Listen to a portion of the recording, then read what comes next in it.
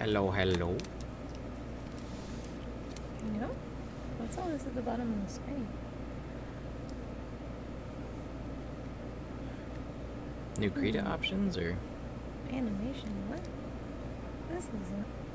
Krita updated their stuff? I'm not sure. Oh, it's gone now. Okay.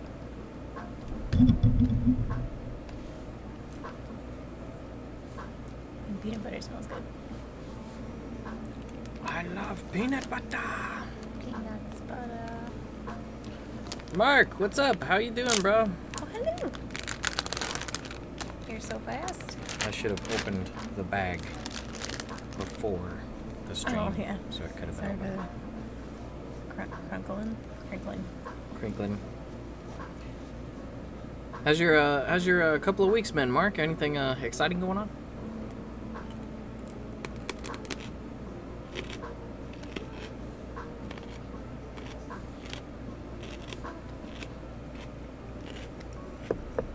I hope this celery is not too crunchy.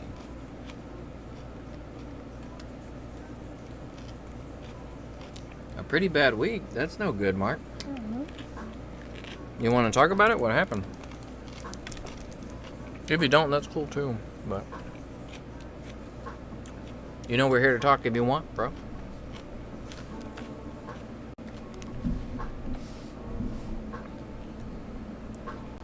You'll have to pardon me if my cat's doing some weird things. I'm still getting some stuff set up. Are we super late? Oh man, we're like 15 minutes late. Whoops. Ned, what's going on? How you doing tonight? Oh, Ned, hello. Sorry, I missed that. Oh, Bree, what's going on? Yeah, we are like 15 minutes late, huh? Yeah. Yeah, we had a Streamlabs update that updated all the codices in all the codecs, and yeah, we had to reset some things.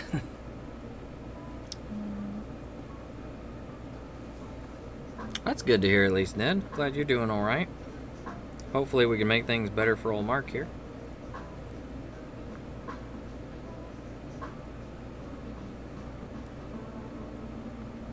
Oh, ouch, man. Switching schools can be rough. And it always sucks when things go wrong with your friends.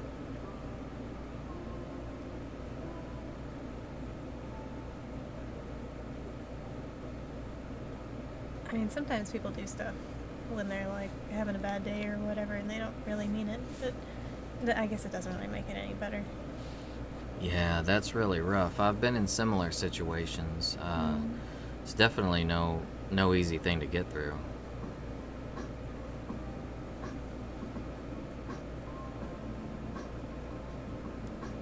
The names are so small, I'm trying to read that. Strawberry Hedgehog?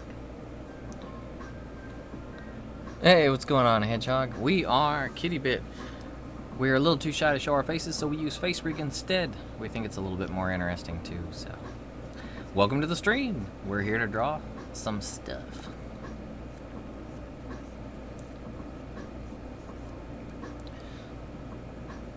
Yeah, I hope things get better for you, Mark. That's definitely something that takes a while to get settled into if you gotta switch schools especially, so. Just keep with your cooking, do what you're doing, bro, and don't let it get to you too much. I know that's much easier said than done, but definitely try to keep your chin up.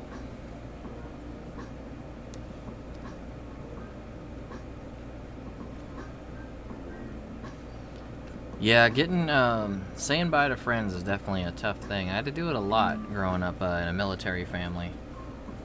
Couldn't really keep too many of them for long, and a lot of them came and went really fast in military school, so I know how you feel there, bro. Yeah. Are you having to move or anything? Or are you still going to be in the same area as your friends? Because you could at least still maybe see them sometimes. It sucks not seeing them every day, but you can keep in touch.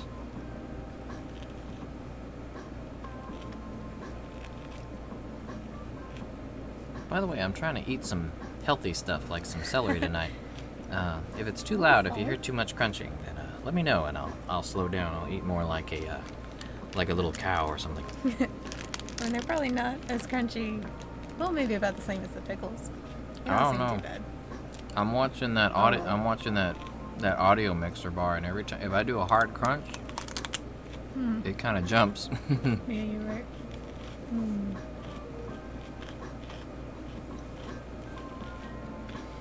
Well, that's good, Mark. I'm glad that you have your priorities in check. You definitely want to keep your grades up because those are very important. You don't want to let those slip. Which can be really hard when you got a lot of things going on. It can be hard to focus on school. It can definitely become a secondary thing when you've got, some drama going on. Oh, yeah. But it can also be a good thing as far as your studies. I mean, as long as you can look at your studies as kind of an escape from all the drama. Just, because the books aren't going to turn you wrong. It's just information. You can just focus on absorbing it, learning more, put more of your energy into that direction. It can lead to positive things for you. I know whenever I had a lot of things going on in life, I'd always dive hard into my job or school, training, whatever I'm doing, and focus on that. Develop some skills, kind of get away from the drama, the people for a little while, and maybe learn a thing or two. I think it's probably one of the reasons I like to learn stuff now, because you can go learn stuff, and in many cases now it's free. You can find all kinds of free educational courses and stuff on YouTube and the internet in general. YouTube's great if you don't know how to make something or do something.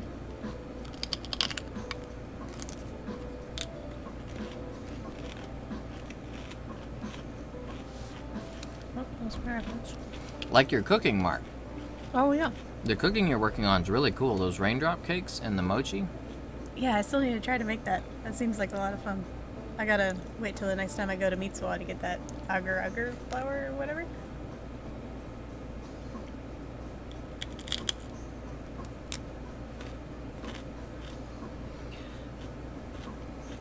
Yeah, that's the way to look at it, Mark. I mean, just see it as something that's not needed, and like I said, just don't focus on it. Set it aside.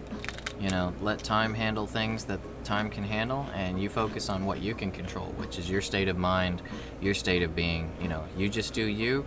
Focus on stepping forward 1 foot at a time.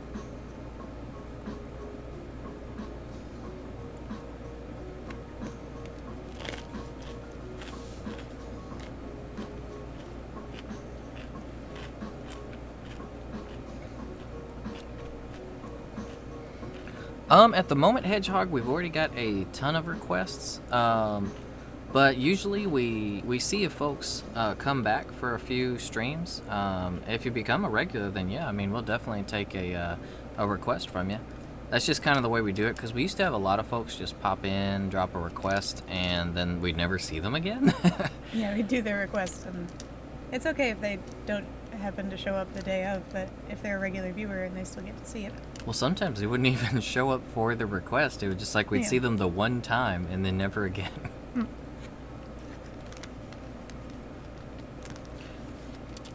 Yeah, if you like what you see, though, I mean, Hedgehog, then you're more than welcome to come back. And we do have a Discord. And if you do drop back by once you're in the Discord, which you can join at any time if you'd like, you can just leave a request in there. And then once we get to your spot in the queue, we'll draw your stuff.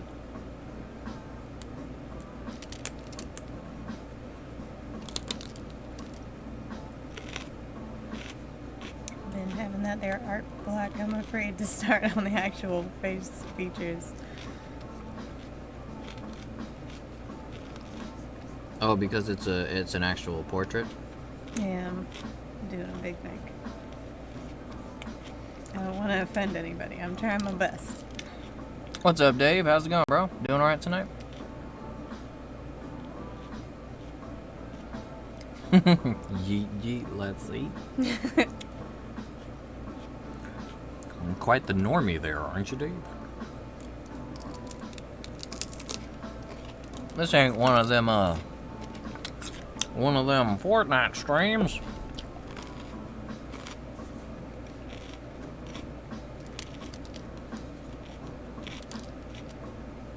I like when math is easy, because it's always hard. I was never good at math. I had no idea that sewing involved math. I'm so afraid. Oh, thanks, Dave. I actually rocked this on the winter. I had it last year, but it was only Oh, for you got like your hat back a on? couple weeks. Yeah, because it's, we had a tornado the other day.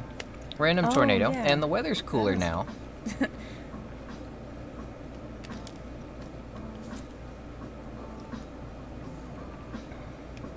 It was actually a pretty bad one.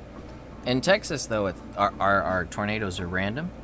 Like, it was like, the weather report was like, oh, you have a 40% chance of rain this evening. Okay, cool, let's go out to dinner, went for dinner with the family, and turns out we landed ourselves, so a tornado in Texas moves in like an almost laser straight line, like 2 or 3 blocks wide, and just goes, it beelines across the state. Turns out that we chose the one of the restaurants that was directly in the beeline. Luckily, our Yeah, place didn't get hit too hard, but Yeah, we were like barely north of it. It's a little rough. Getting home was the trick.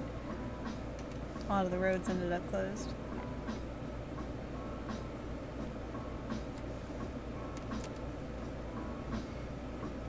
brother, y'all needs to relax and crack open a can of root beer. I haven't had a root beer in I don't know how long. That sounds good. I like root beer.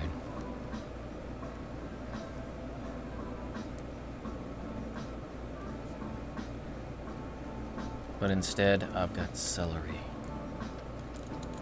Celery is good. It's place. I'm really bad at drawing like big grins, so forgive me. I'm trying. Ooh, Arby's. I haven't had Arby's in a minute. I love Arby's.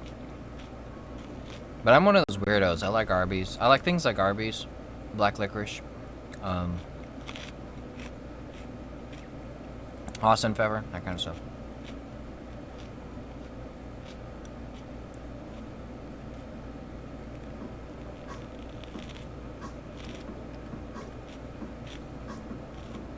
Yeah, I love everything from Arby's. I actually really miss their old deals. You remember they used to send out those coupons that were like 5 for 5 sandwiches? Man, those are the best.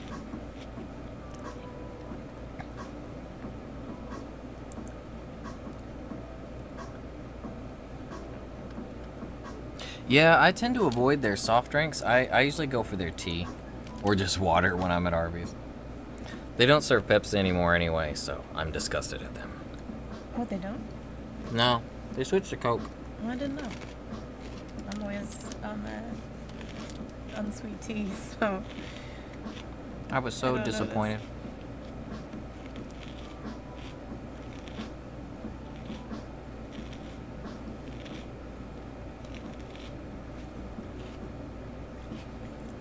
Crap, I can't look at the Discord right now because... Where's my phone? There it is.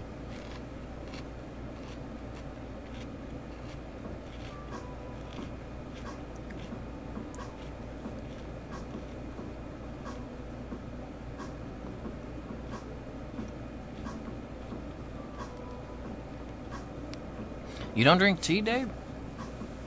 what? I used to not drink tea too much either. I used to only drink like soft drinks and sodas. But then after they ravaged me in my 20s, yeah, I kind of had to find an alternative. Cokes were destroying me. Like your stomach? Or Yeah, my stomach. Hey, Cream Pop, how's it going? You doing alright tonight?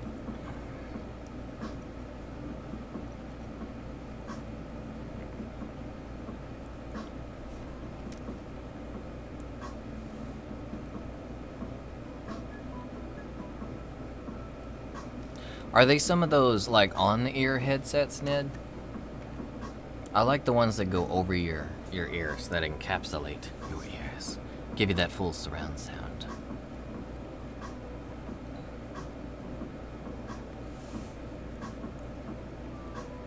Sponsored by Skillshare? Huh. I haven't looked into any kind of sponsorship stuff, so I don't even know what Skillshare is. I've heard of it, but I don't remember what it is. I should actually probably research some stuff like this. Actually, maybe care a little bit more about that side of things, but That's why YouTube's not our job yet.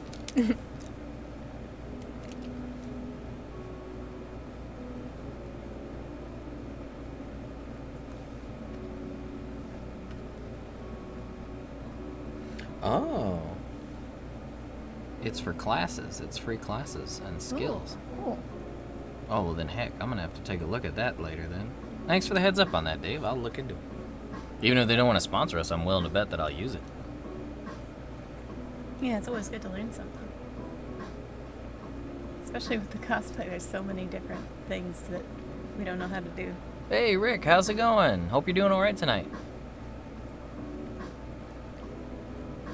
I see a lot of NordVPN stuff, Dave, but I can't say, although I don't really listen to the ads because let's see. I don't like to skip the ads unless they're those crazy long ones because I want the YouTube people to get paid. So I generally will let ads play through anytime I watch something, but it also means I am on my phone scrolling or doing something else while the ads are playing, so I like never listen to the ads anymore at all. I just like tone them out.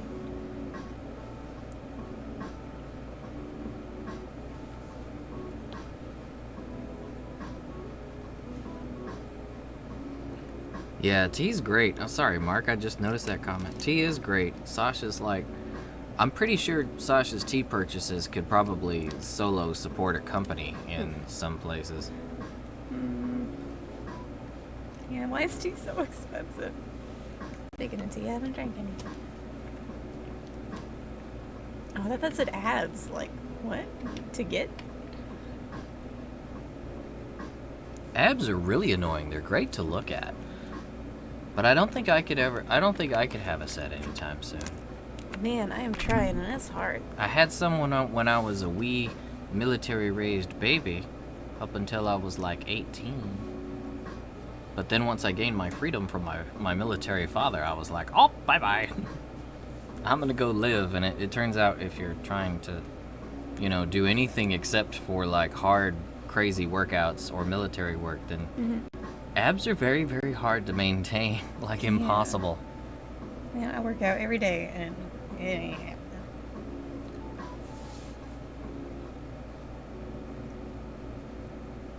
I'm trying to increase the intensity. Oh, I was seeing that you were really enjoying Code Vein, Dave. I really, really like it. I still have yet to beat it. We've hardly had any time to play. Like I said, last week was just crazy. We were just not at the house. We were busy if we were at the house, we were busy working on other stuff. We haven't really had time to touch much in the way of games. I really want to beat Code Vein, though, because I've been hearing that the endings are really, really good. Endings? Yeah, it's got multiple endings. Oh, no.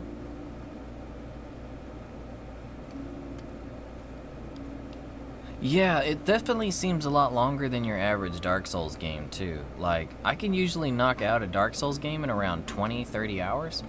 But it seems like there's a heck of a lot of regions, and I remember Audio said there were a lot more regions in Code Vein than Dark Souls.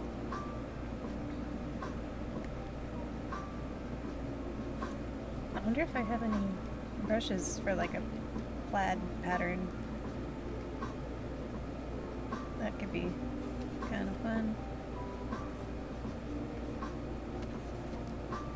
So, what are you guys doing for Halloween? Any plans out there? Is that place you were talking about, Ned, having any events? What was it? The Gardener's Village, I think is what you said it was called? Ooh, sorry to hear about your tooth there, Cream Pop. Oh, ouch. Have you already tried the warm saltwater wash? That usually helps me out.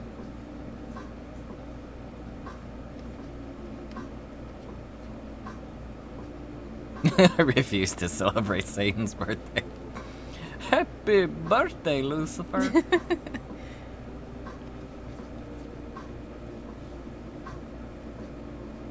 Hey, Audio, what's going on? How you doing? Woohoo!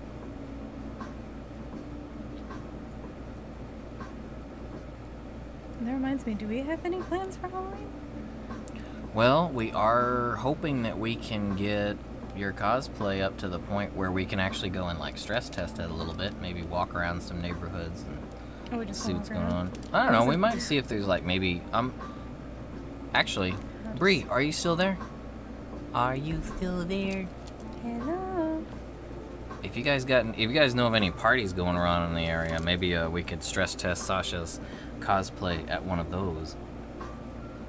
I mean, if it means going to a party, then probably stress testing me. Not just stress testing the costume, but the introvert inside as well. But at least you can have a mask. I think That's going true. out to public events and stuff is like, if you're at a costume party, I can totally cut loose if I've got a mask because of glorious anonymity. It's like the internet, but when you're all in a room together. It's true.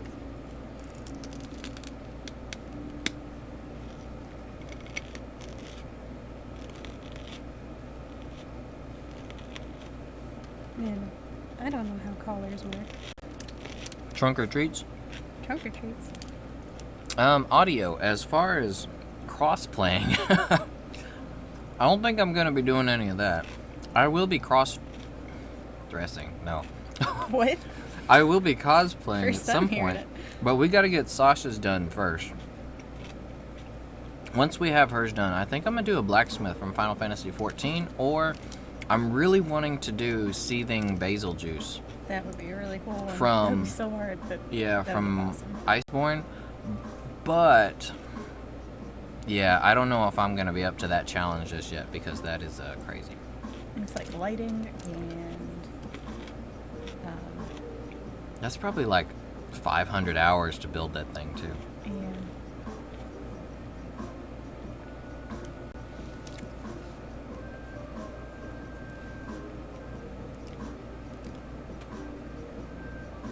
Oh, did you guys have a good time, Ned? Hey, audience, how's it going? And thank you. We missed you guys too last week. Sorry we had to skip a stream. It was just crazy last week, and our for those of you who may not have been in the Discord, our internet was out almost all of last week. It was pretty terrible. Yeah, we got a neighbor building a fence, and they dug our line up. So rude. I mean, I know they gotta do their fence thing, but my internet. Why this Yeah, so line's we not had to up? have AT&T come out, and they were pretty swamped last week, so it took them a while to get out. And then after they were done, I went out and spray painted the line this time. I was like, and I told the fence guy, I was like, don't touch this. I don't care what else you touch. Don't touch that. Watch, next though, they're going to hit the power, and then it won't matter. Hey, Gray, how are you tonight? Glad to see you. Yeah, thanks for dropping in.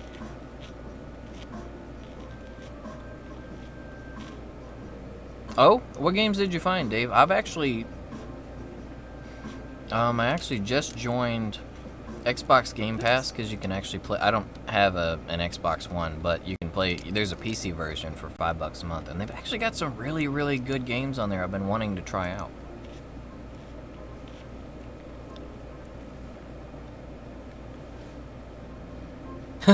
Audio, you need to come and cast Protect on us? What, because of our random Texan weather? We might need a bit of shell, some reflect. Yeah, that'd be handy about now. Maybe that Mighty Guard. I'd say our luck was actually pretty good. While our internet was out last week, we were just south of the tornado, and that tornado did some really extensive damage. So Yeah. we are quite fortunate. Yeah, Luckily, we didn't even get rain. yeah, luckily no one was. I don't think there were any deaths reported. Yeah, which is really crazy. As much damage as it did, that no one got hurt, and as little notice as everyone had, as tornadoes usually go.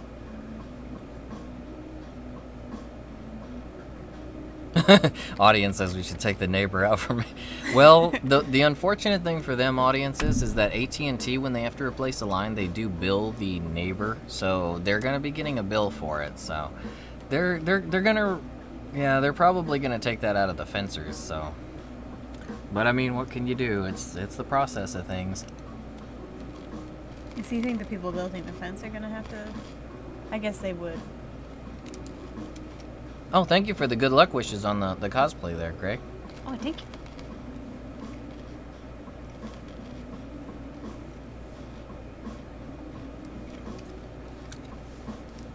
They're bouncy if you drop them from high enough, Ned? Like, what is there, like a wave that goes through their body, or do they chunk around? What's that? Oh, Ned had mentioned that the Roblox avatars are bouncy if you drop them from high enough. I find little physics effects like that in games really interesting. Like in almost every game, you can ask Sash, one of the first things I do is test out the falling damage. When we first start playing a game, it's like, well, it's time to find out. Just jump off the highest point that I possibly can. Is there fall damage? Dies.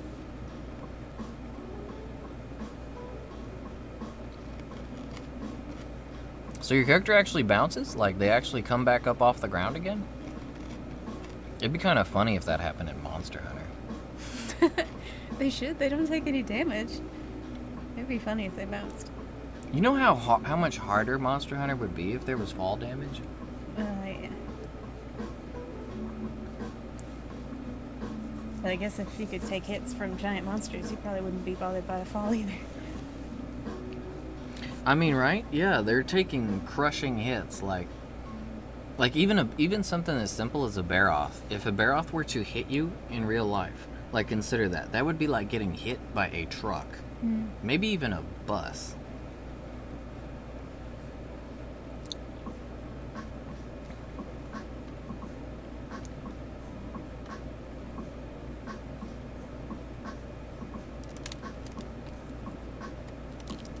Oh, Dave, Catherine is... I can't... I'm not on the intelligence side when it comes to puzzle games. I tried to play Catherine. I couldn't do the puzzle stuff, but I did watch the entire thing on YouTube because the narrative... I love the narrative in Catherine. Like, the whole story was fantastic. I watched the whole game and every ending on YouTube. It's one of the only games I've ever watched the entire game the whole way.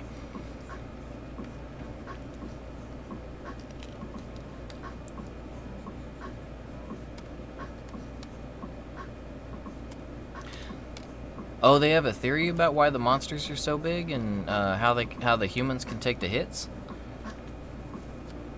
I used to read up on Monster Hunter stuff. I remember way back when like Freedom 2 came out. I remember there was a theory back then.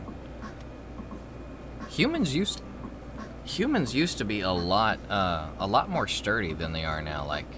Like the Yams Vikings and the Vikings back in the day. Like they could take a ridiculous amount of punishment. And their jumping power was insane. And they were generally much stronger and taller and bigger. Probably because there was more oxygen to go around. And because I think that was probably a thing of evolution, you know. Vikings were kind of murdering each other left and right, so they had to grow big to keep themselves living. Yeah, being big and strong would have, dang it, been... Being big and strong, dang it! I made an extra layer for this tea that I drew to keep the face proportional or something. But then I didn't keep it separate, and I drew everything on top of it. So it completely defeated the purpose of putting it on another layer. Oopsie. You talking all this layer nonsense to me again. That's cool. I don't understand layers either. Clearly. Uh-oh. Uh-oh? I think Restream had a brain fart there, because I see some chat over on the side that didn't make it into there. Luckily, I've got this. Hey, Willow, how's it going? Hello. Nice to see you tonight. How you doing? Oh, thank you.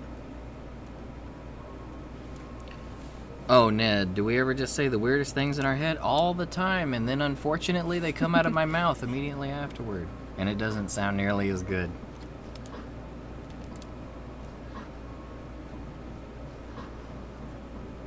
Oh, it looks like a lot of stuff didn't make it through the chat. What the heck? Uh-oh.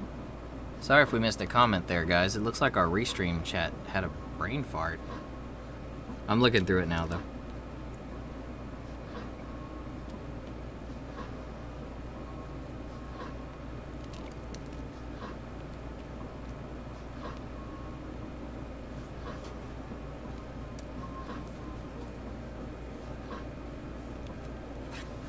Booger Bog is your brand. I mean, that would make a lot more sense if the monster meat and everything that the people ate in Monster Hunter was way more nutritious. Yeah. Because if you've got like, you know, they wouldn't have any real preservatives outside of like salt in a society that, well, they're not that unadvanced because they've got airships. But it seems like most of their technology is geared in the direction of travel and weapons because that's where they have to travel from region to region and they have to protect themselves from the monsters. But yeah, I imagine food at that point though would be far more nutritious than what we have these days. The plants would also be a lot bigger too. Didn't they go over that it's not actually like in the past? They're just like in an undiscovered part of the world? Because Yeah, actually there was that Metal Gear crossover. I think, yeah, it is supposed to be well after the fall of civilization. I don't think they ever said what civilization fell, but it is supposed to be like Monster Hunter, I think, is a post-apocalyptic world. I didn't know that. Wait, does that mean Metal Gear is too?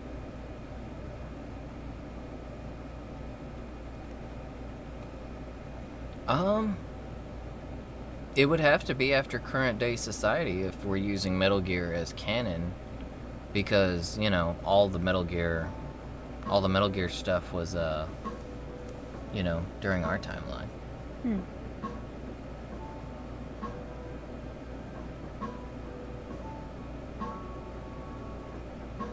1974, huh? That makes sense, because the crossover that they did with Metal Gear was with Big Boss. And his sneaking suit.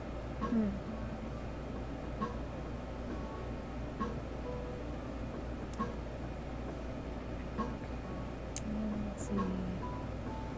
Am I missing anything important? Like, I got ears. Sometimes I forget those. Wouldn't it be interesting if, like, the whole world of Monster Hunter was actually, like, a whole section of the world that, like, some government had sealed off away from the rest of the world, and they were training super soldiers there in just a setting where they were up against these, like, biological weapons, like... Oh. I think that was actually a theory at one point, that the monsters that are, like, the monsters in Monster Hunter were actually originally bioweapons that were created by the Umbrella Corporation. Since it's all Capcom, like, the monsters are the descendants of bioweapons, and the humans are the descendants of the people that were there when, you know, the world fell.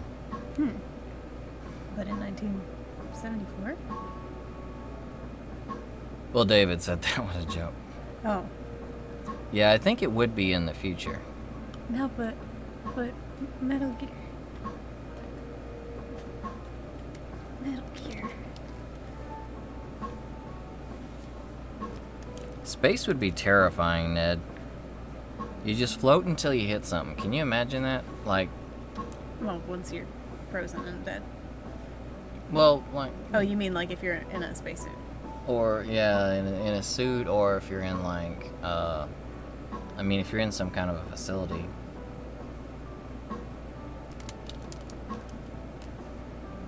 Yeah, you lose control and start spinning. That would be unfortunate.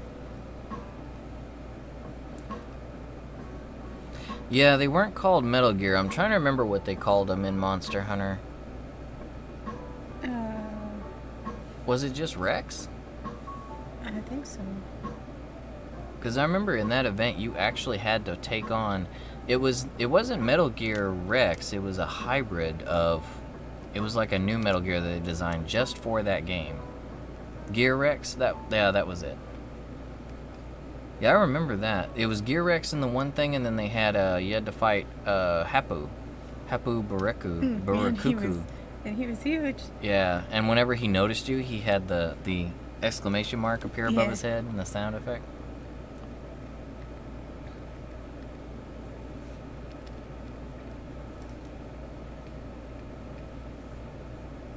What kind of food you thinking about, Willow? We've actually been having a lot of discussions about, in Discord, it's always been the raindrop cakes and mochi yeah. lately. Mochi. Mochi is delicious.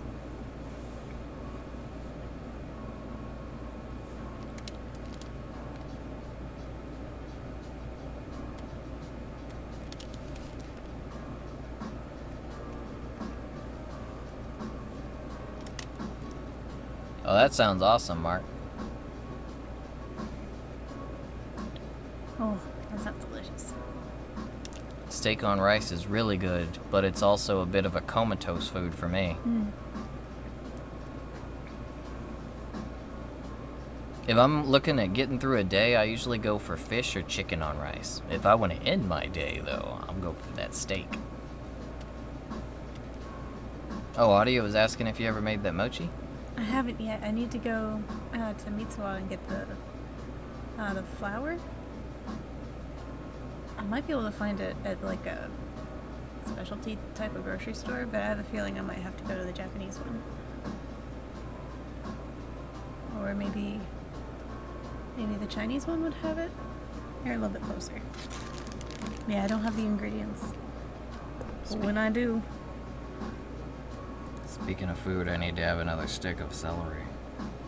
Hooray, we're talking about immensely nutritious food, and I'm here eating not immensely nutritious food.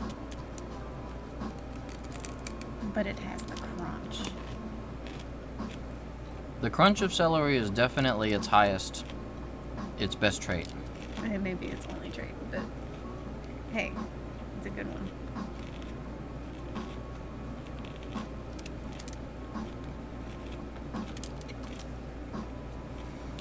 If you've got all the ingredients, Mark, as far as making the raindrop cake, and it's still coming out not quite right, it's most likely going to be your temperature or your timing somewhere. Yeah, it's kind of like a jello. Let's see.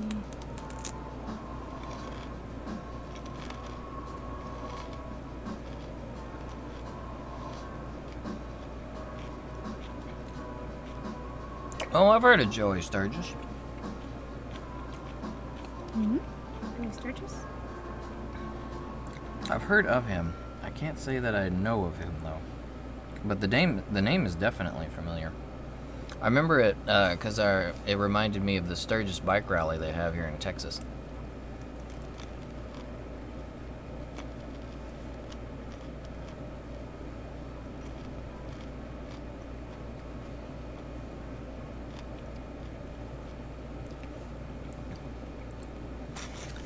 If you think you're missing an ingredient, Mark, I would go and reference a few YouTube recipes, like cross-reference them, to see what you're going to be missing.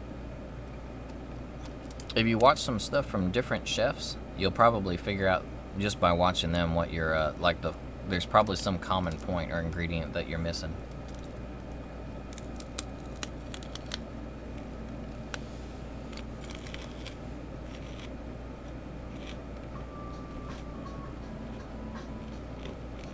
Let's see, am I ready for color? I don't know.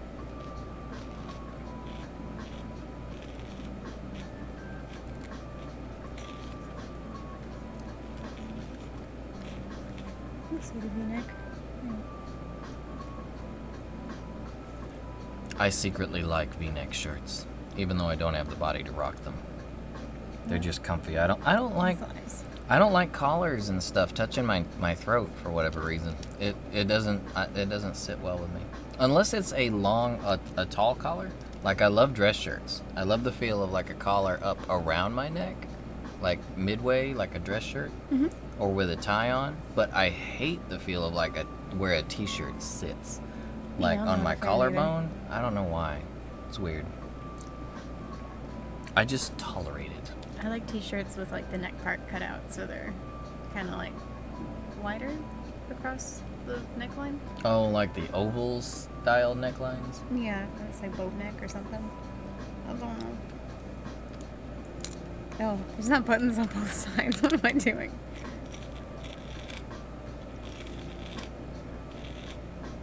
Shirts don't work like that. Oh, a MIDI keyboard. Those are actually really cool. I've watched a few videos of people using them as I choke on my celery. How do I choke on everything? Don't choke. Choke on pickles, choke on celery. Maybe I'm just allergic to vegetables. They kill me. Possibly. Wait, probably not.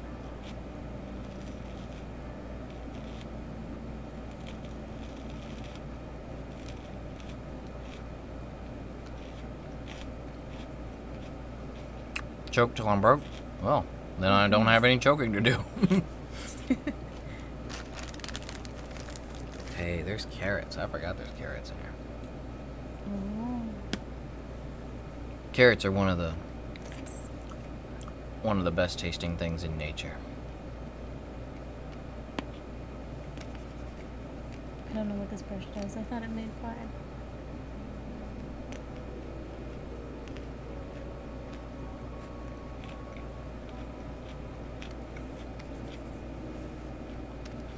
Allergic to being alive, Ned?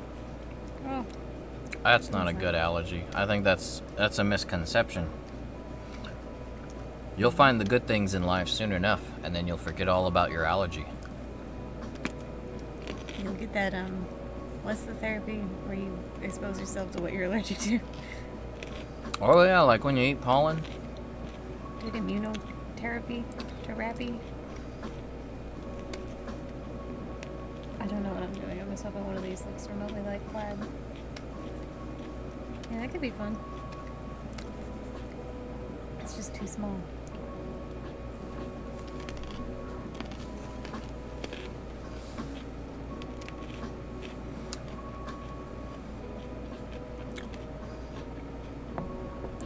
Allergic to sunlight is kind of true, but don't think of it like an allergy. I like to think of it as, instead of an allergy to sunlight, we just have a lower capacity for UV rays.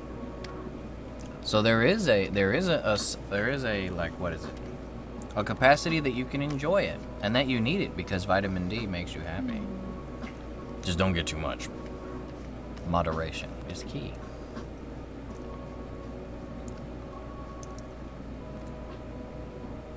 No. Not to what you were saying. I just was thinking about my brush here.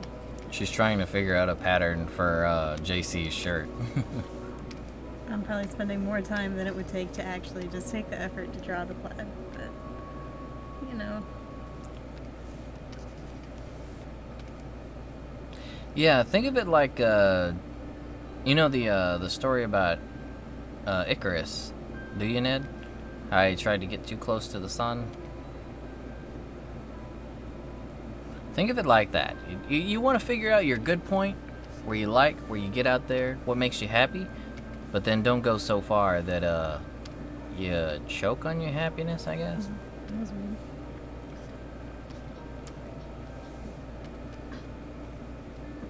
You don't want to burn up in the sun.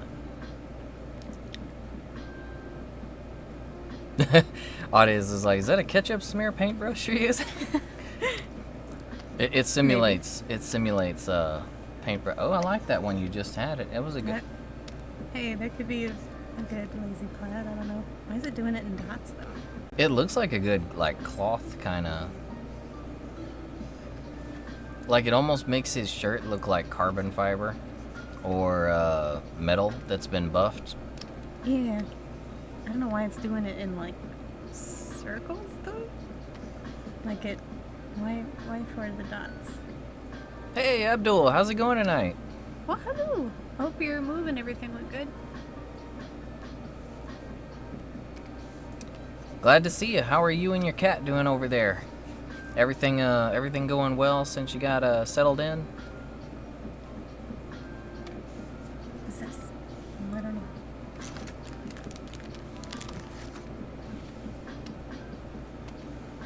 Hopefully you haven't been forced to go and grab a job too quickly. Get a little time to have a break and relax a little bit.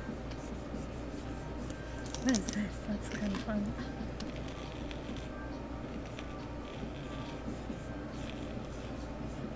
It doesn't remotely look like plaid though. Why don't you just draw the lines?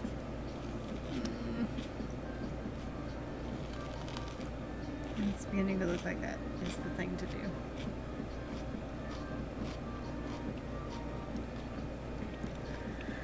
I have full control over the cats tonight. Oh no. I'll have to sit back at that posture.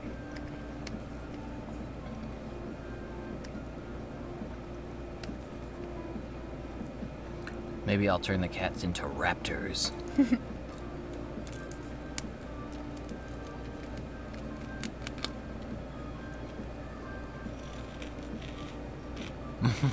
What'd you end up getting, Dave? I don't like GameStop's business practices, and I'm not a fan of them ever since I worked there. But for some reason, if I manage to allow myself to walk into one, I almost always spend money too. Yep.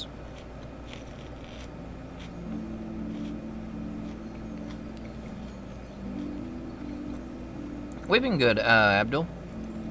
We've been really busy, and the internet was down all week last week. But other than that, we're good. And busy's not a bad thing. Oh, okay, Ned. We'll see you when you get back. See you later.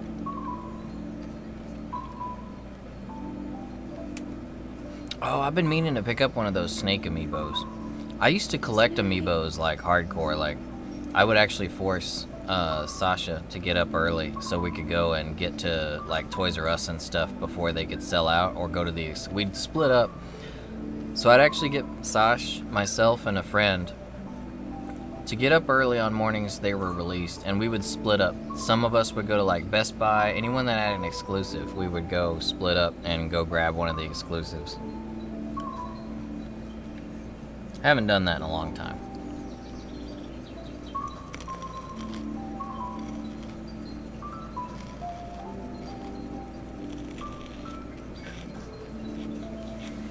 Now I can lock this.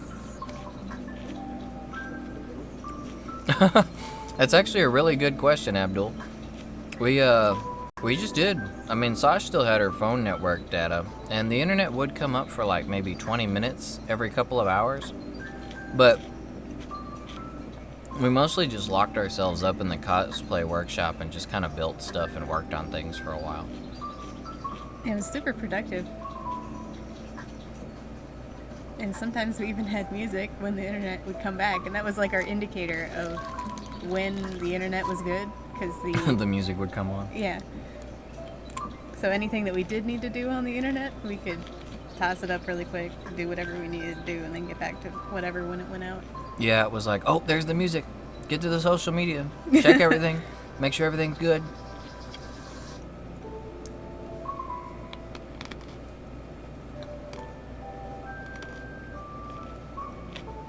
Where we live is a cell phone data. It's like a cell phone dead zone for me, though, my service. So I rely heavily on the Wi-Fi. My data's okay, so for the most part, it didn't affect me too much. But as far as games and stuff, that was rough.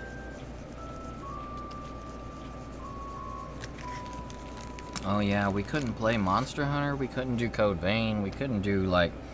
We could solo. Yeah, we could solo stuff. We could gather some footage, which we did a little bit of. Yeah, I think we did actually manage to get our update video up.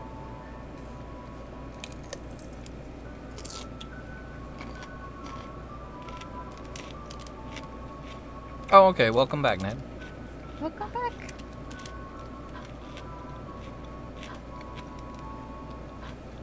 Yeah, it's weird, audience. I think I don't know if apartment complexes are just doing that these days, because as a technician that did worked with internet, I would go into apartment complexes. Even here in Dallas, almost every apartment complex, the cell phone service is shady, like really bad. It's even AT&T, even the AT&T's headquarters is like right downtown. Bad service in most of the apartment complexes. But most of the complexes now are actually doing internet included. It's like bundled with your rent. So I don't know. I got a sneaking suspicion that they're starting to use carrier interferers to make it so customers pretty much have to go with getting the internet through them.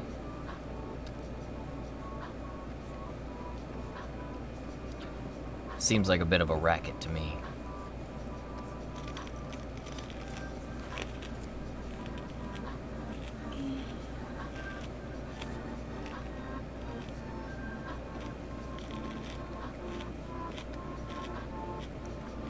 Why are you like this? Yeah, multiple signals can definitely be an issue. Especially on 5G. Because the 5G frequency is so narrow, it's such a narrow band frequency that the distance on it is pretty poor. I think early on next year, though, they're supposed to be introducing, they're finally going to be legalizing, the Wi-Fi Alliance is going to legalize the, what is it? The 9 hertz frequency.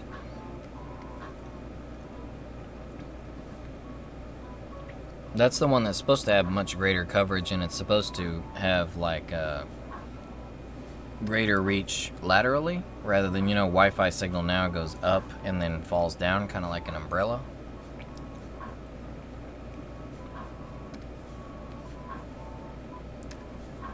Oh, you finished the Iceborne story. That's awesome, Abdul. How are you liking the guiding lands?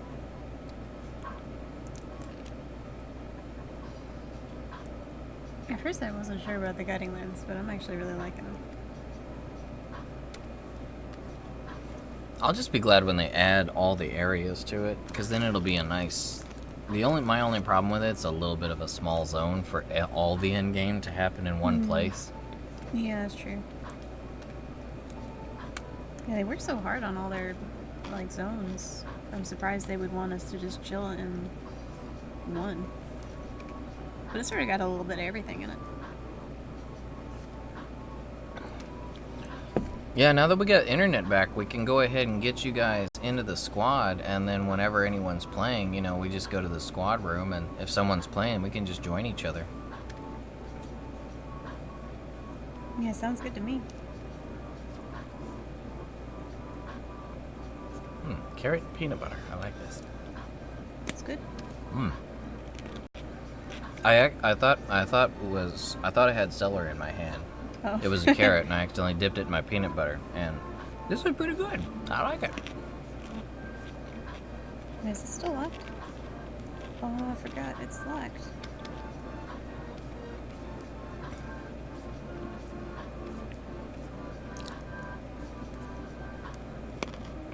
Oh, I know what that's like, Dave.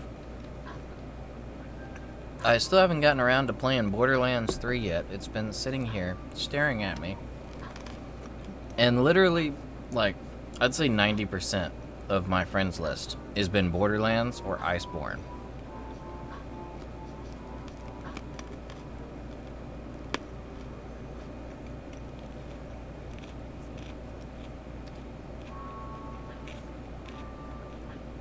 Should have done this first.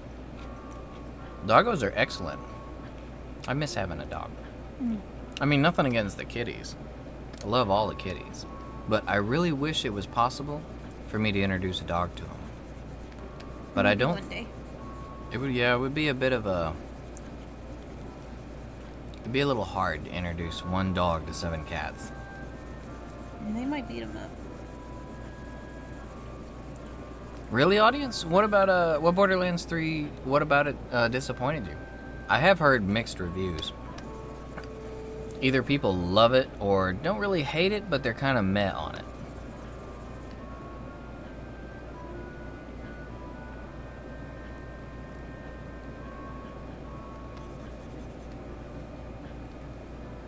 Yeah, make that birthday money go a long way, Mark. When's your birthday?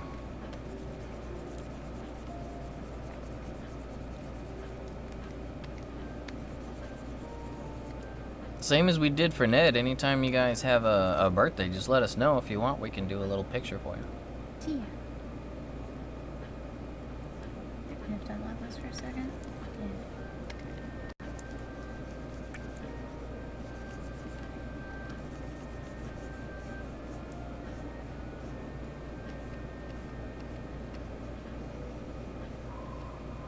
should have looked up like a black drawing tutorial.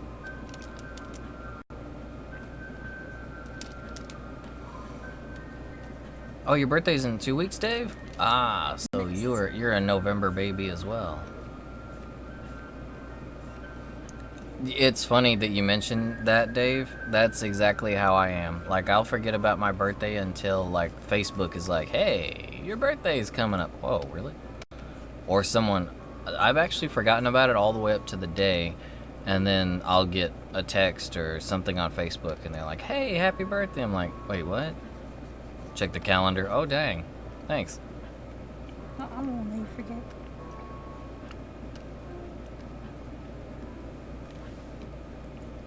That's pretty much how I feel audio. I think that is how everyone gets with their birthday as they get older. It's like, it's just a reminder. It's like, another year gone by. It just gets worse.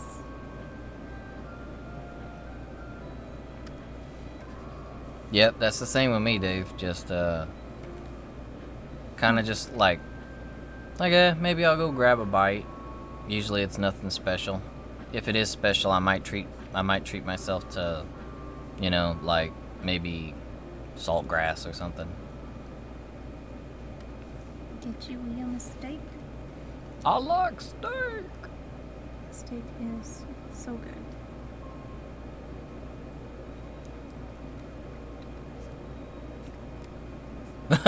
I love your honesty there, Ned. She uses her birthday as an excuse to be the main focus of attention. Man, I really don't like attention, so I try to hide.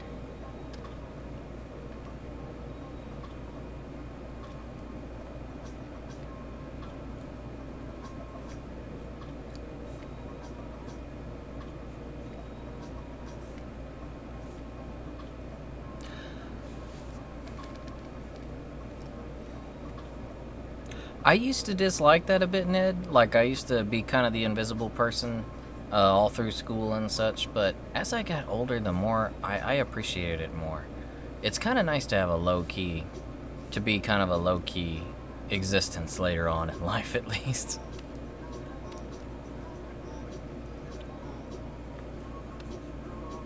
Oh, you remind me, Dave, that Death Stranding is coming up. Oh, Crap.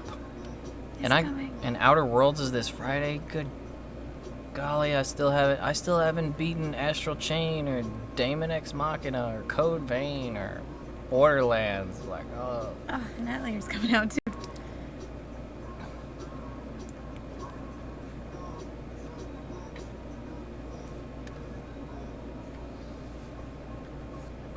Did I like this? Yeah, I can feel you there, Mark. I don't get birthday money anymore, but back when I did, it was nice. Yeah, it's honestly not a bad gift. Like, maybe when I was younger, I would take offense to somebody just giving me a gift card, but now it's like, oh, what am I gonna do with this? I'm excited about Outer Worlds because it's Obsidian. I'm a huge fan of their work, back from Fallout, and pretty much Fallout was like my life when I first started playing games, so I'm excited. I can't wait to see what they've done with it now that they've gotten their freedom away from Bethesda, which, as we all saw today, Bethesda's gone completely insane, asking $12.99 a month to play Fallout 76 in single player mode. Did I tell you about that? Mm-mm. I did not hear about that. Okay, so someone out there had the cojones to actually suggest that, hey, if customers want private servers on Fallout, why don't we charge them $13 a month? And someone greenlit this stupid idea.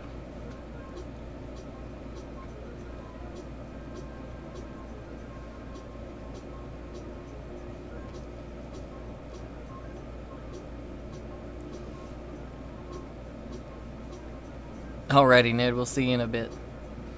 But yeah, I don't get it. It's like, okay, so you already had a horrible release with Fallout 76. Not only in sales, but bad publicity all around. Bad reviews pretty much across the board. Your collector's edition came with a fake bag that wasn't advertised that you had to make people wait months for to replace with what was actually advertised. The helmets that came with the collector's edition had issues with mold. What? And then now you actually still have the confidence in your game to think that you can announce you're gonna charge people $13 a month to play it on private servers? Like, what is wrong with Bethesda? Like, they are crazy right now.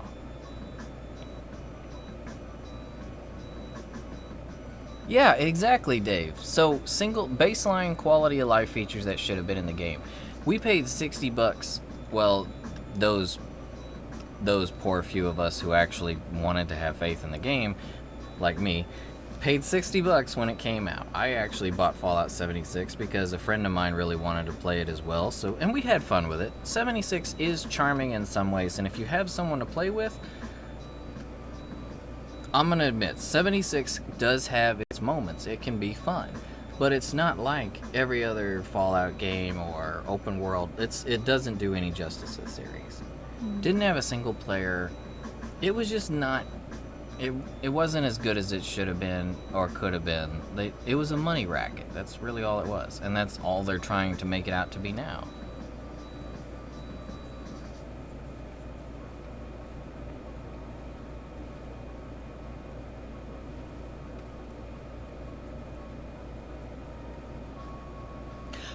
Audio, I had actually reserved the big edition of Fallout. The only thing was is we were having a bit of a financial crisis at that time, so I had to cancel it. But I was real close to buying it. Although now that I know how to work with EVA foam, I say screw all their collector's edition helmets. I can make my own. Haha.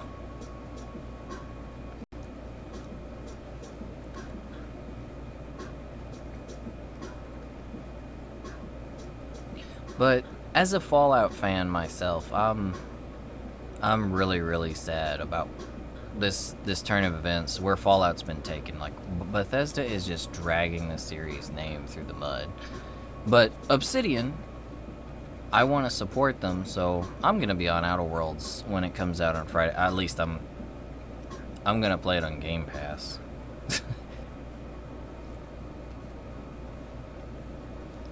Yeah, that was actually a benefit to me. Oh, Audio, since you did get the collector's edition, was it a process to get your bag?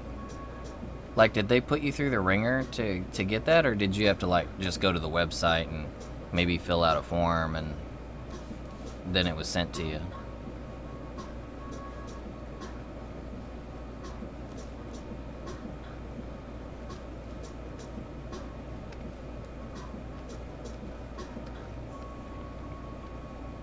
Oh, speaking of Game Pass, I did want to talk to you guys. I wanted to ask you guys, what are your opinions on all of these subscription services for games coming out? Like, there is Xbox Game Pass, there's Epic's Pass, there's, what is it? EA has, their pass.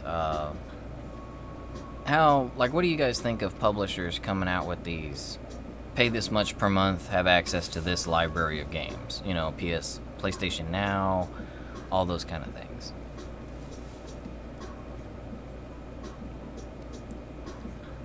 As for me, I'm not gonna lie, I really love what they offer right now as far as the bang for their buck. Like on Game Pass, for instance. Outer Worlds is on there, and if you get, I don't have an Xbox One right now, I just get the PC only version, so it's like $5 a month.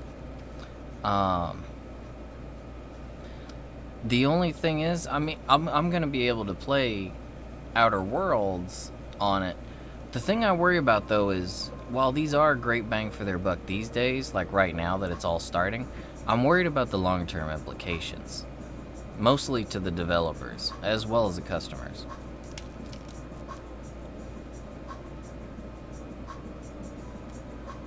Yeah, Bethesda and Activision Blizzard are like... Those two with EA, can you imagine if all three of those companies merged? They would like straight up form Satan.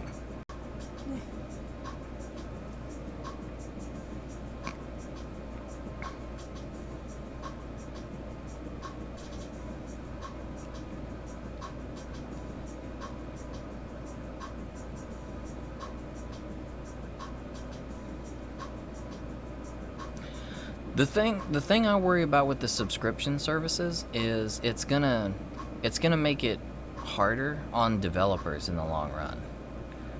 Because like right now, a lot of people are getting to the point, and this is myself included. Like when Anthem came out, I wasn't sure about Anthem. I didn't want to pay $60 for it. But since they threw it on the EA Pass, I went ahead and got that. I signed up for that, and I've never paid that much for Anthem. So when there was a lack of content and such in the beginning, I wasn't so like upset as other people, because I was just getting it kind of like through a $15 a month service. I'd have to play it for 4 whole months before I would ever get to the cost of what people paid for it, down at their local game store or on Amazon the day of release. So, but I realized later on that, like, my mentality toward that was a little complacent. Like, I thought back on it, I was like, I was okay with, substandard performance from the developers and the publisher, because I got it, as a part of a subscription.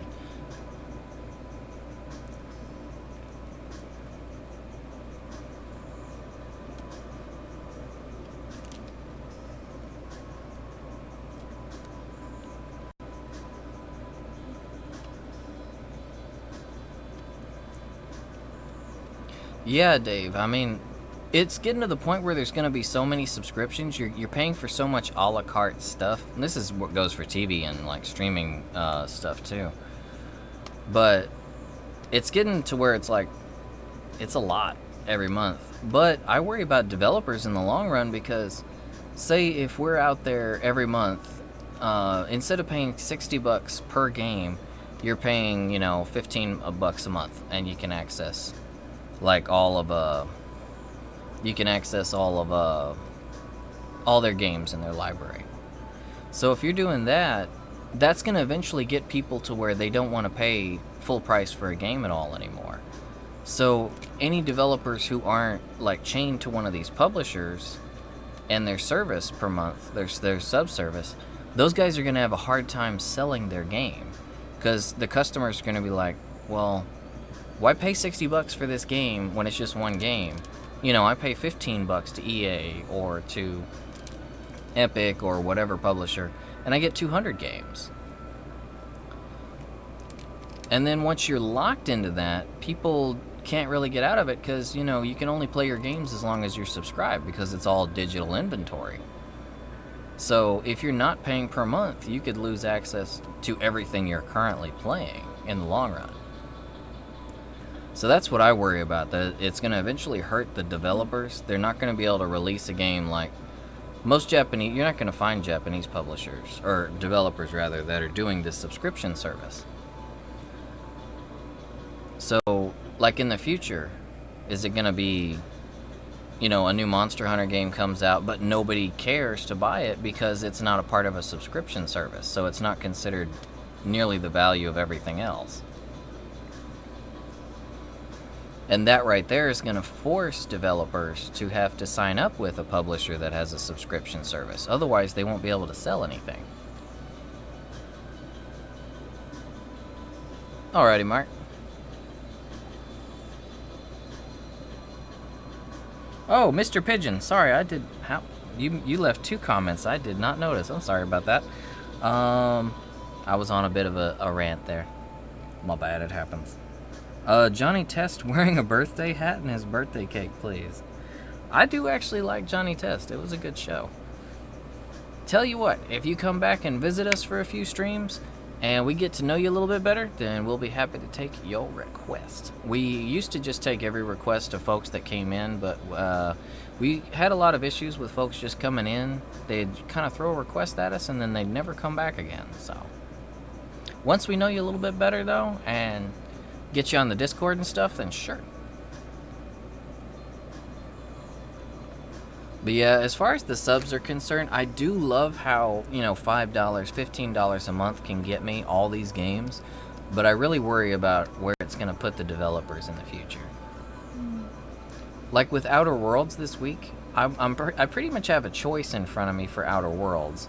Like, I could either pay start paying Game Pass, and they have a thing where it's $1 a month to start off right now. So my choice is either I can pay $60 to play Outer Worlds on PS4 and support them at the full level of a customer support. I could be literally 10 times the customer if I'm a Game Pass person. But it's kind of hard to justify, shelling out $60 for a game that I could play for an entire month for $1 on Game Pass. You see what I'm saying there? And even though, because I'm seeing that mentality that I'm having right now, because my wallet can't take that strain of the $60 versus the $1, eventually that's gonna become, I fear, the mainstay thought, the process.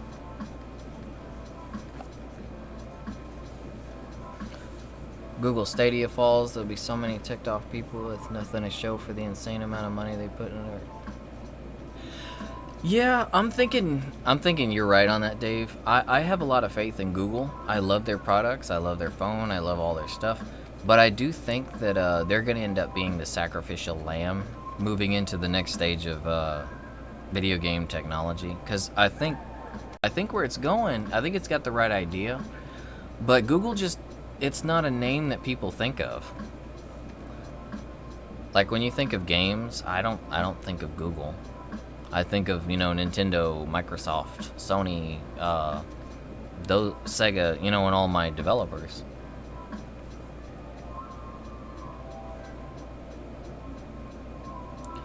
So yeah, I'm thinking Google's gonna come in. They're gonna lay the groundwork. They're probably gonna fail the hardest, lose the most on it.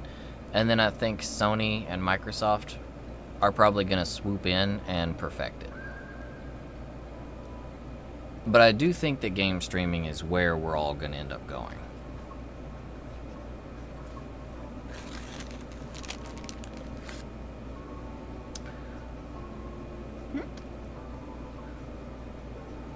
So right now, do you feel like kind of almost like you're a digital art hairstylist? Trying to get that perfect fade. That perfect fade. You're trying to get that clean fade. I can't even imagine trying to be like a hairstylist doing that. That looks so hard. There's no undo button if you're a hairstylist. No, yeah. You go too thin on that, and oh boy.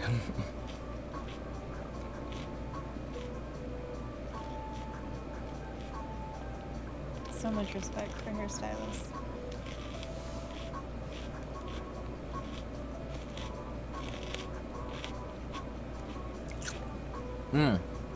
Very, very good point there, Dave. Really good point. Because if you pay $60 out for a game,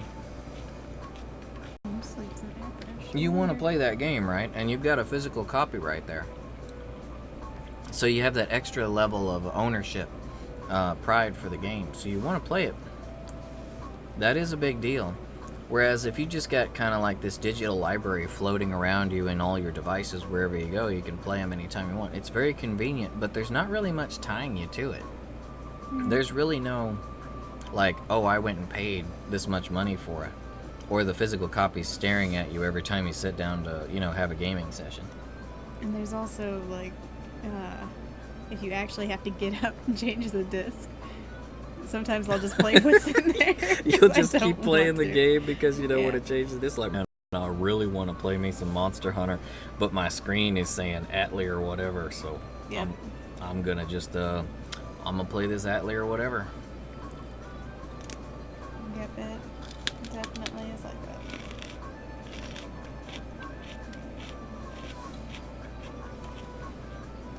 Yeah, that's another thing. You if you got a disc, you don't have to worry about server integrity, server congestion.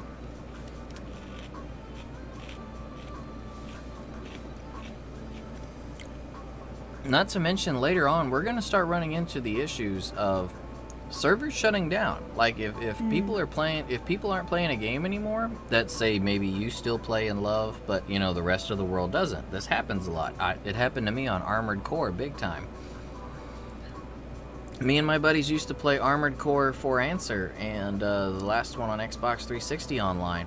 It got to the point where it was so dead on the servers, we literally played with the same 10 people in random matches. Every single night. It was me, my buddy, and 10 other people.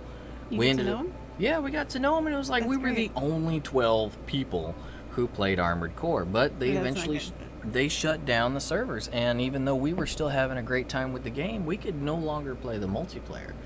If all of your games are fully digital, eventually even the single player is going to be tied to the online, and someday that server is going to shut down, and you're not going to be able to play a game. Yeah, or if whatever company goes out of business or something, you got your stuff downloaded, you may not be able to access it anymore. At least if you've got a physical copy, it should always work.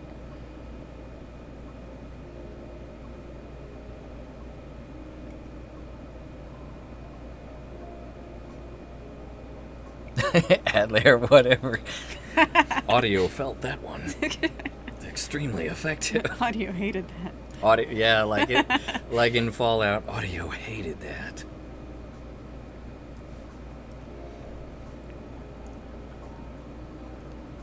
I could understand not being an Atelier fan though, and not knowing which the crap.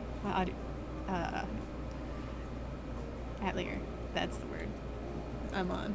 How do you guys say it? Is it? Do you guys say it the same Oh. way I'm saying it, like Atelier, or do you say think it's- Atelier? I think it's like supposed to be like it's Atelier. Atelier or Atelier. Yeah, Atelier or Atelier if you're feeling fancy. Atelier is like the French. I think it is originally a French word though. So I mean, I'm pretty sure. phonetically, that is probably the way you say it. Mm-hmm.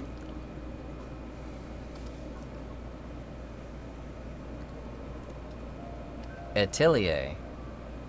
Ah, okay. Well, that's one way to say it too. That's probably one of the correct ways to say it. Atelier? It sure sounds fancy. Atelier. I mean, how many times in in the course of a regular day do you actually get to say that word anyway? Mm. But as gamers, you get to say a bunch of funny words because we play a lot of funny games that introduce us to a lot of vocabulary that is otherwise dead. Telltale Audiobot will remember that. Man, I hate when games actually tell me that kind of stuff, like in Telltale. That stresses the crap out of me. Like, they will remember that.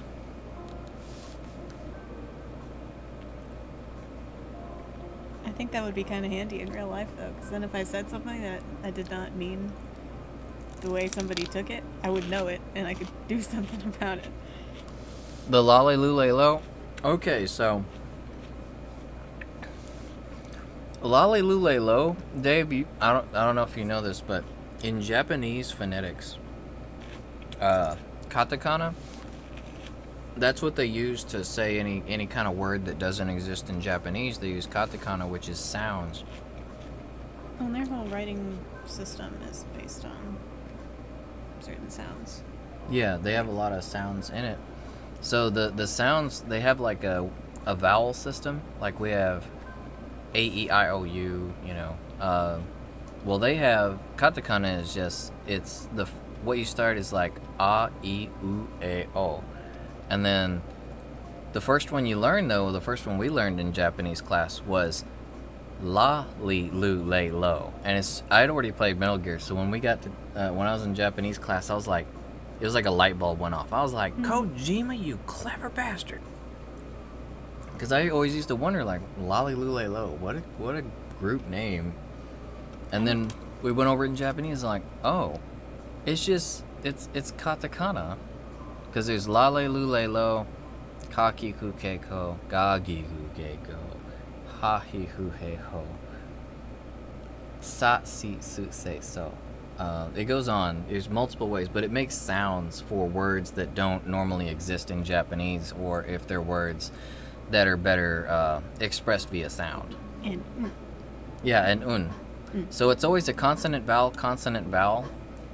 practice, except for n. The letter n is pronounced n, and it's always by itself, and it's always like at the end. So, like, you would use like romantic. If you said the word romantic in katakana, it'd be romantiku.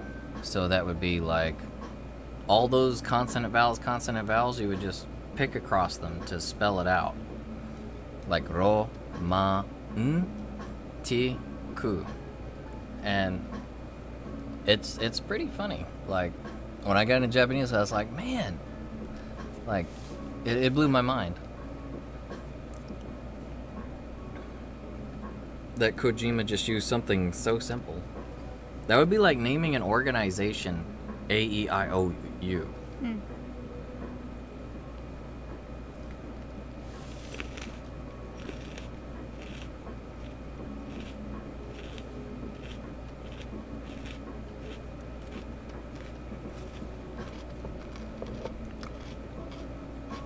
Mm-hmm. Yeah, that's exactly it, Dave. Elizabeth would be Erizubetu. Erizubetu? Or just Erizubet. Erizubetu? Irizubesu? Erizubesu? Elizabeth? Yeah, Elizabeth. Erizubesu. Yeah, I think so. Yeah, so Erizubesu.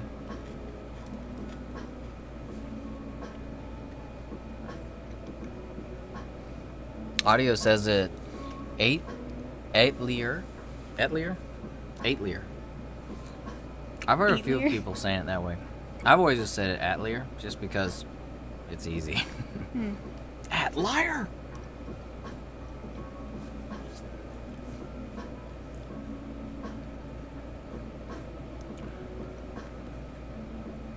Yeah, so any of your English names would be used with would be said with katakana, which is literally the word.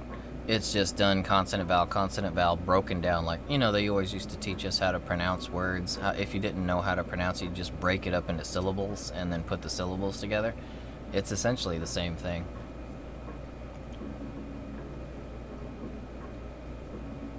They do a lot of shortening though. Like if a word is really long, they will shorten it. Like television is terebi. So instead of television, you got terebi. Or sexual harassment was one that they taught us a lot. Instead of, it would be like sekishuwaru harasamento. Instead of going through all that trouble, they just call it sekihara. McDonald's is Makudo. Makudo. And Starbucks. Stabu. Yeah, Stabu is Starbucks.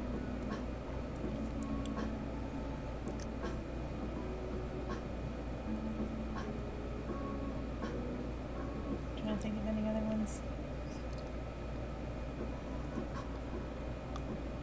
Hey, Briggs, how's it going? You doing all right tonight?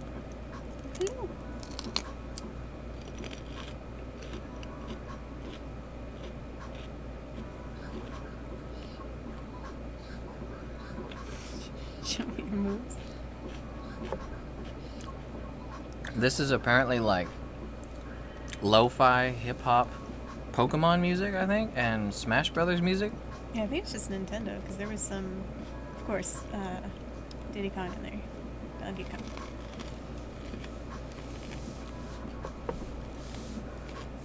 Oh, dang, it did? How much is it? What are they asking for it out of the gate? Like 500? That's what I was hearing. Is the guesses was like 500 to 600. That's about standard. Oh, thank you, Briggs. I appreciate it. This is my winter hat because it's starting to get a little chilly. 550? That's not too bad. I mean, you consider the hardware prices now.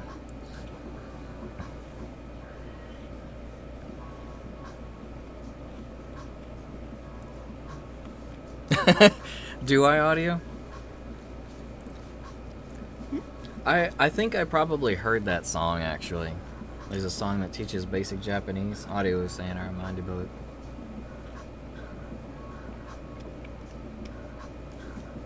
Keep it Japanese lessons. Can I highly recommend learning from a native speaker? Or not?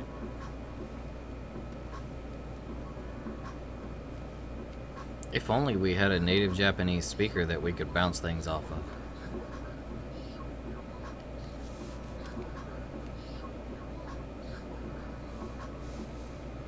Yeah, Dave usually watches on Twitch, Briggs, because the latency on Twitch is really, really similar to 1 to 1 second. I think it's 1 1 to 2 seconds. It's almost like a direct conversation with us.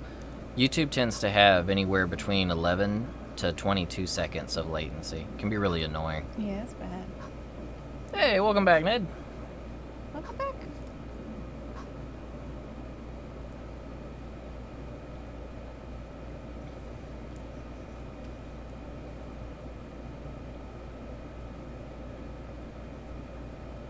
Who's got a goatee? I didn't notice. I thought it was a shadow. Oh no. Our Twitch channel, if you just look up Kitty Bit Games, it's the same thing. I believe it's just Kitty Bit Games all is one word, though. I should really know that information. We have like a Royello and a Sashimi KBG too. I'm not sure which one we're streaming to. We stream to the Kitty Bit Games. Okay.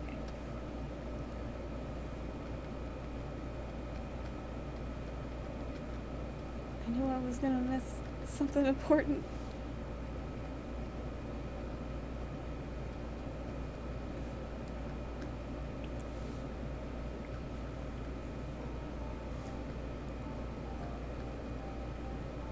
Halloween is just 1 week away.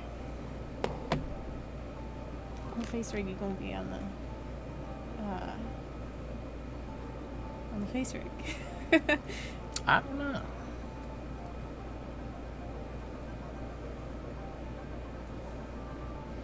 Hey, Briggs, now you're on Twitch too. We can have that quick conversation. We actually recommend that anyone that can use Twitch definitely switch over to that because that's where the lowest latency is going to be.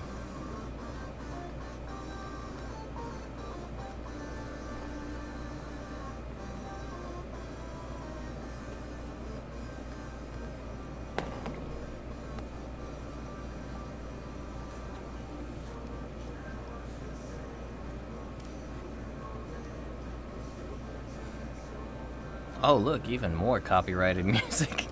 Oh no. Come get us.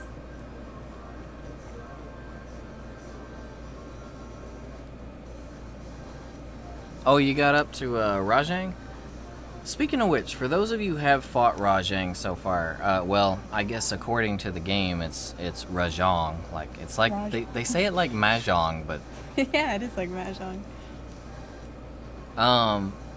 what do you guys think of him? Like, what do you guys think of the difficulty with him?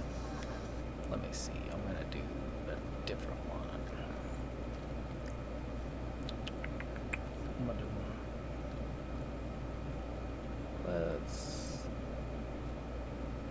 Let's do Undertale.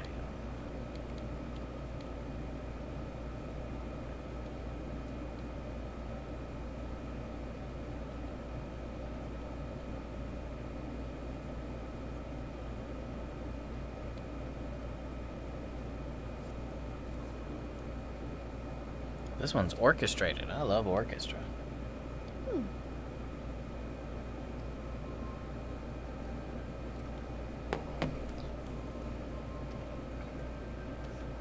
No, it's not long at all, actually, Briggs. You can unlock Rajang. It's like 2 quick quests. It's not that bad to unlock him at all. It's real straightforward. Not like what they did with, luckily they didn't do it like they did with Devil Joe, where they made you look around for him and gather all the tracks.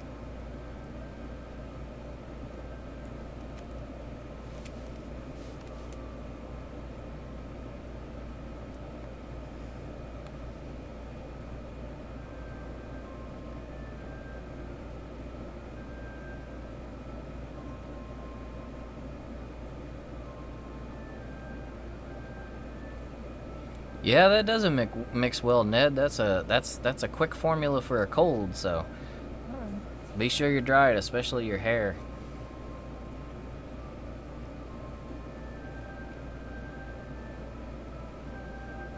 Don't want to catch no cold.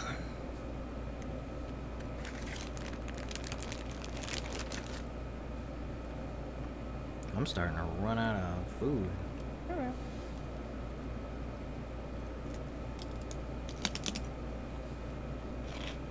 I can eat the rest of the celery. Facing forward. The initial bite, though, I have to turn around for. So you were asking about face rig? Are you talking about, like, costumes? Oh yeah, like last year we were different types of face rig.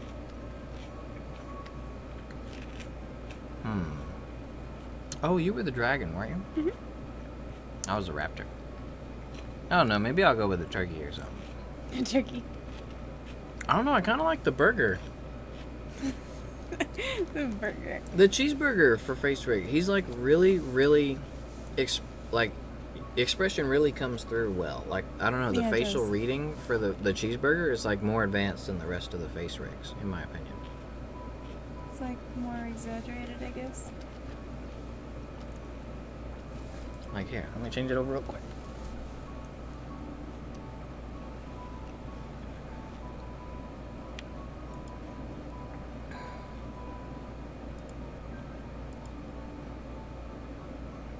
Let's see here. Where'd he go? There we go.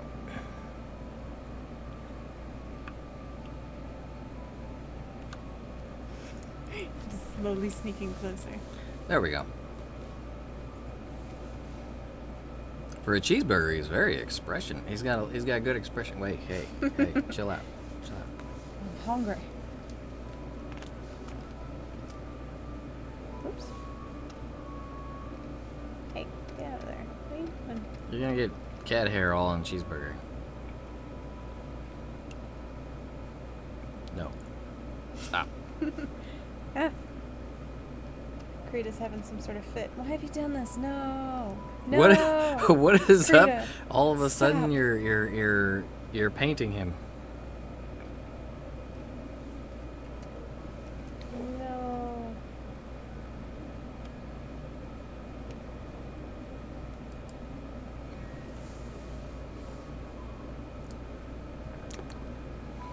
Oh Oh, my god, it's another one. now I'm Oh, they're you, gone, thank God. and you are the cheeseburger. Oh no. Man, that was doing me a serious stretch. Or stress. Stretch?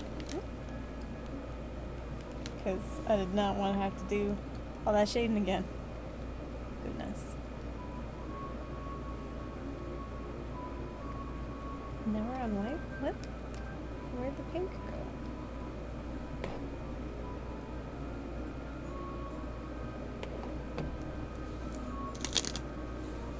Ouch. So if a cheeseburger eats celery, does that mean I'm just adding toppings?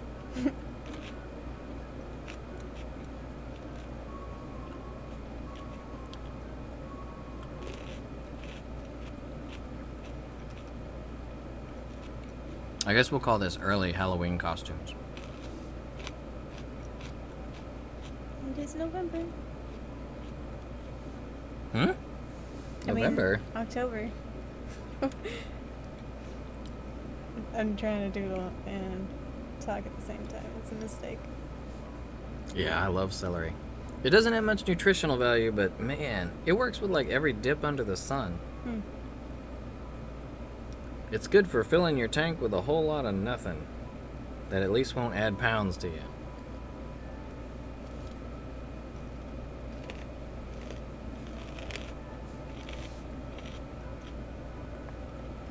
It's a little hard to figure out how to properly eat it without it crunching through the microphone, though.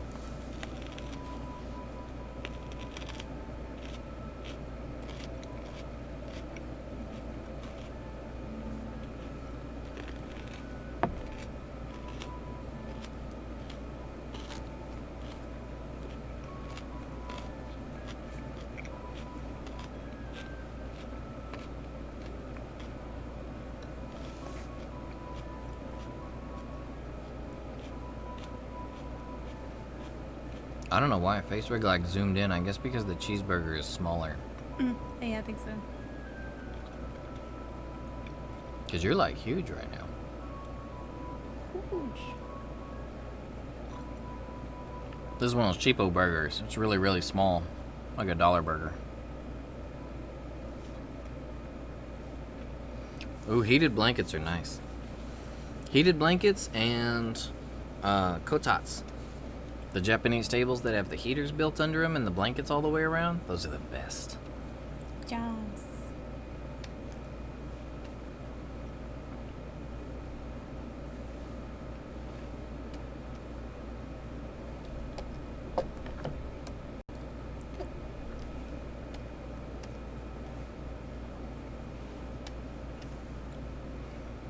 It's too bad JC hasn't been able to come by tonight, since this one is his.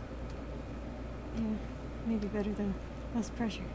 You don't like drawing someone when the person, your topic, and your subject is actually there? Yeah, because, like, what if I'm being super offensive or something?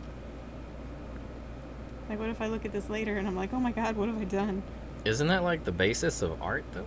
Like, you know, you draw a portrait, someone's sitting right in front of you. Yeah, I think that's You're usually drawing how it's supposed to go. Can you imagine how that is if they're actually like one of those, like the traditional art where they're actually like, it's a nude picture? Can you imagine that? Like, what if you get that Don't have wrong? to. That's like the epitome of like insulting someone, I would think. Mm.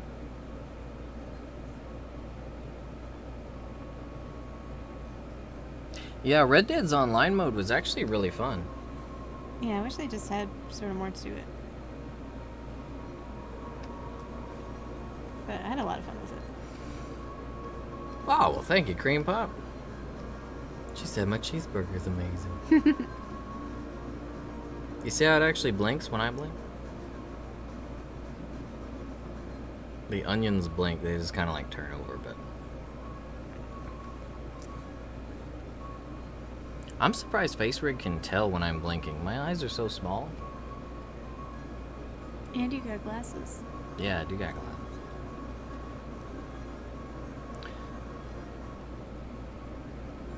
I've been meaning to check out what kind of updates Red Dead Redemption got as far as their online mode, though. I heard they got some really good stuff.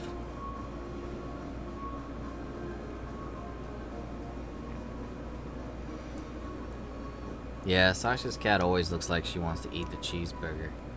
Which is funny because I don't see how it can do that since I'm in control of both at the moment because Sasha's at kind of a funny angle. The camera can't quite see her right now. You'll have to adjust that next time. We did some rearranging of furniture.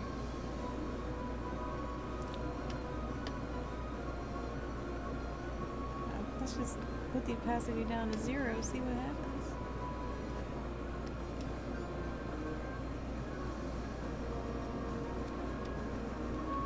Alrighty, Dave. Have a good night. Hope you enjoy the Switcher.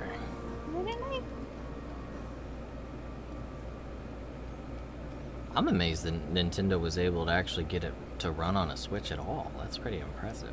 Yeah, it's kind of incredible. That's like trying to get a Sega Genesis to play a PlayStation 1 game. The game's on Sega. Genesis, never mind. Genesis. Not Dreamcast. Dreamcast was far more powerful. Yeah, that's what I'm thinking of. Dreamcast was actually like really strong hardware for its time. It was way ahead of its time, which is why it didn't do so well.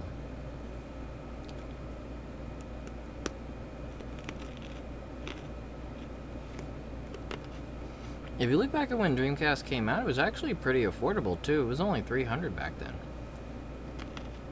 Consoles are usually twice the price now.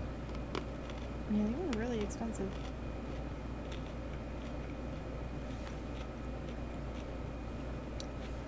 Sounds like your sister's getting ready for Halloween there, Cream.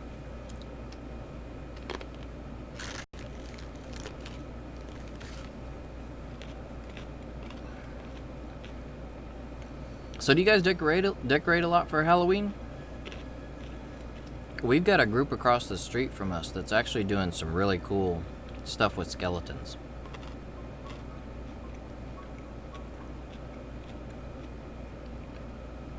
Yeah, the decorations are really creative. Yeah, like they've got a skeleton that's holding an Amazon box and running. It looks like he's running across the yard, and then there's a skeleton right behind him that's dressed like a cop and is chasing him down. So it's like modern problems of skeletons, or of people, as portrayed by skeletons.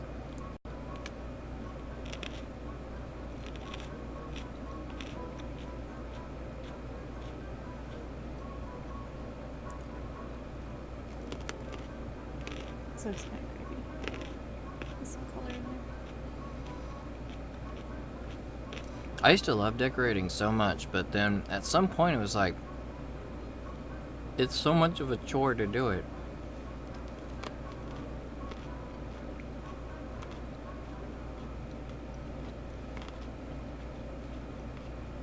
Oops. Oh no. Oh, a haunted house in his garage? That's pretty cool. Sounds like they really like Halloween. Where's the tab? There we go. My aunt used to do so much for Halloween every year. Like, she was a huge Halloween person. She'd have parties like once, twice a week, all the way leading up to Halloween. Would dress up almost every day in October. Well, she was retired. Man, she put a lot of work into Halloween, though. She had some really cool costumes, too.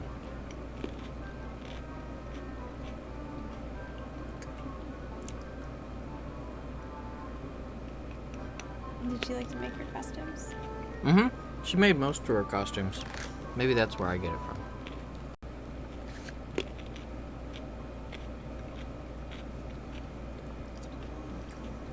The funny thing about cosplay is I never used to really care about it at all, and then out of nowhere, I just woke up one day and was like, oh, cosplay.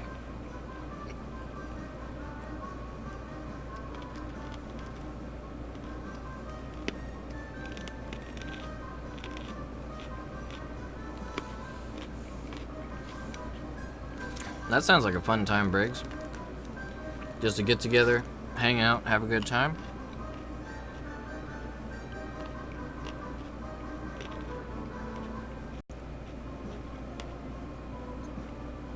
I don't know why your cat's eyes are so wide open for me. Like, my eyes don't open that much. This is unrealistic. Oops, that's not where that goes. I think her eyes opening, your cat's eyes opening that far for me are less real. That's less realistic than the cheeseburger that's talking.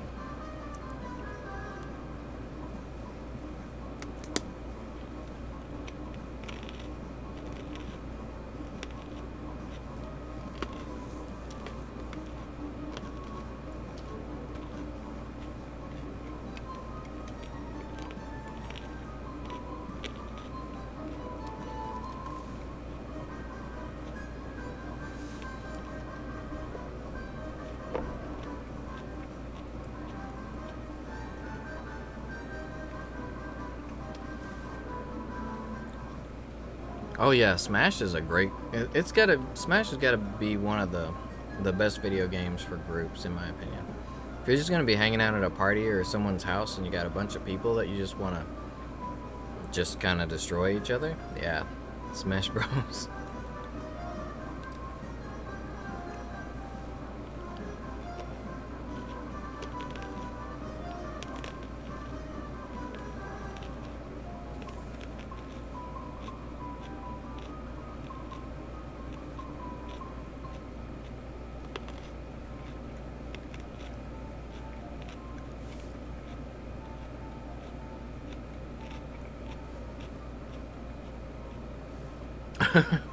Yeah, audio. I had a little bit of a change of heart and cheese while you were gone.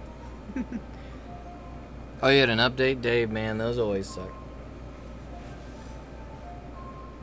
That's probably my least favorite thing about gaming these days, is all the updates and the patching. I remember when I could just open a game, throw it in, and boom, I was playing. And developers are so much more careful because if they screwed something up, it was there forever. Oh, Castle Crashers and Worms. Those are great group games. I remember I slept on Castle Crashers for the longest time because of the cartoony style. I didn't think I would get into it. And then my nephew, my nephew he got it and he pretty much forced me to play it. And then I was like, whoa, this game is friggin' awesome.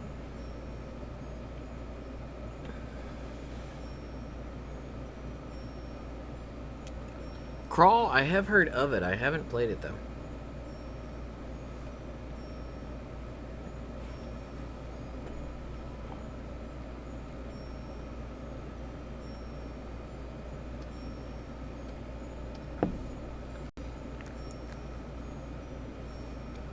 Another great group game is if you got any kind of VR experience or VR goggles or anything you can do. Keep Talking and Nobody Explodes is a pretty fun one. There's so many ways you can screw up in that game. But when you actually achieve stuff together, it actually feels pretty, you actually feel like you really did something. It's pretty cool.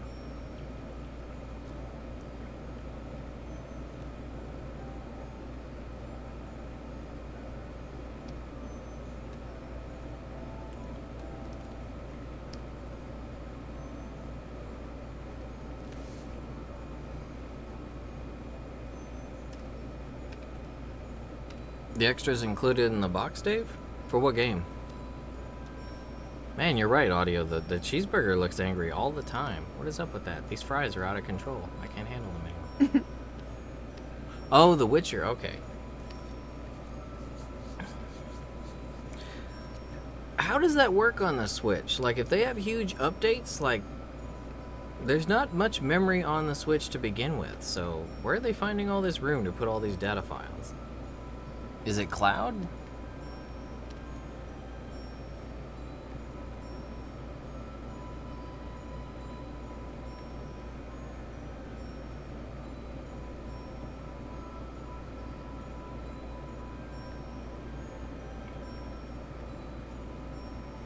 Oh yeah, that's me pretty much every time I go to a restaurant cream pop.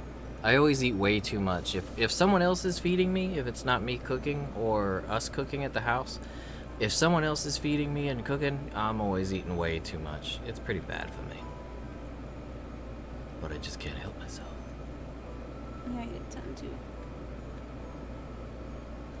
You see like the innocent face of this cheeseburger? How does a cheeseburger have puppy dog eyes? Like, you see that? They shine. You look guilty. What did you do? Was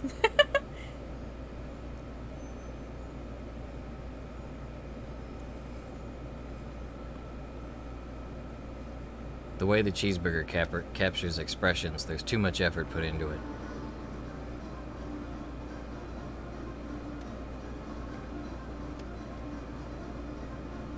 Oh, I probably was leaning forward, Audio, because for most of the Twitch chat, I gotta kind of lean in to see the Twitch chat on the computer screen.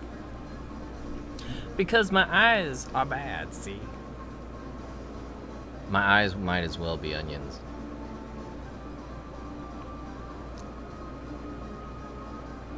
I'm making you hungry, Abdul. The cheeseburger. Now you're making me hungry. Huh? Huh? I'm pretty hungry too. That celery and carrots, they're not doing it. They're not doing it for me.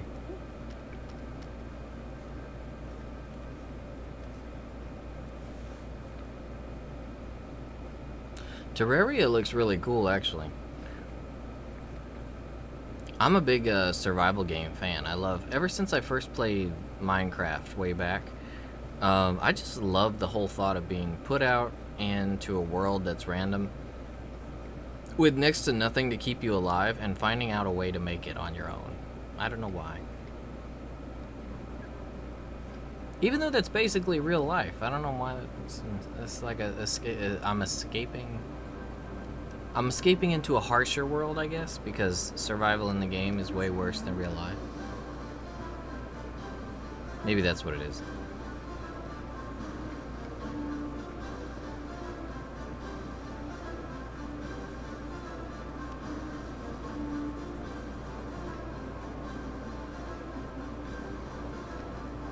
Oh, your friends are in Japan?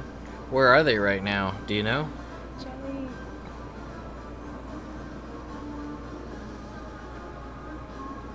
That's what happens when I say Atlayer. I get hungry and turn into a cheeseburger. This is what alchemy did to me. Don't let it do the same to you, kids. Equivalent exchange. I exchanged $4.99 for a face combo.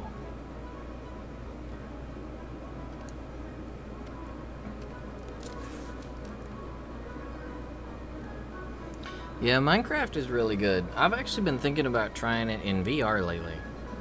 I'm looking for more good VR games. And I'm also looking for time to play any game. Yeah, that's a trick. Might be smart to figure out figure that out first before I spend any money on Minecraft VR.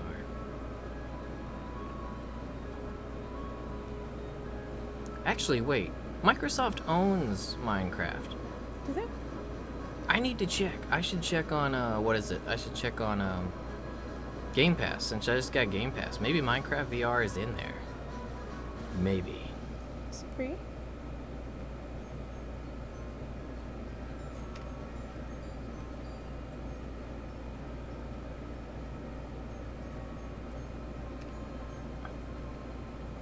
World War II museum? Maybe Iwo Jima, perhaps?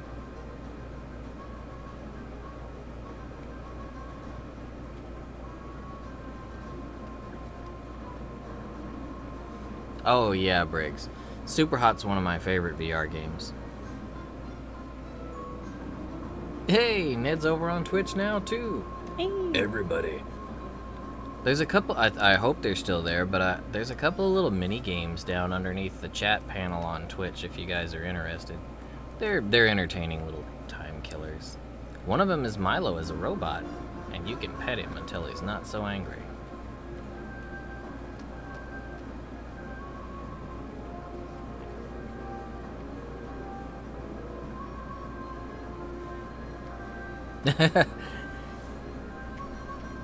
I think it'd be funny if we could actually give you guys access to the face rig somehow. I think that'd be interesting. That'd be fun. There's a lot of avatars, actually. There's a couple 2D ones that I want to try. There's one that's a puppy. He's like a little white Shiba puppy in a ramen bowl. That one's cute. He looks really cute. The 2D face rigs are interesting. Most of them are kind of... They look like... Most of them look like tsundere anime girls. Hey. They do kind of look mad. It's really handy for that, Ned. As far as making your messages go through, the latency's way, way better. Yeah, we can highly recommend Twitch chat over YouTube. Although me replying to your comments late doesn't make it seem that way. I just wasn't looking.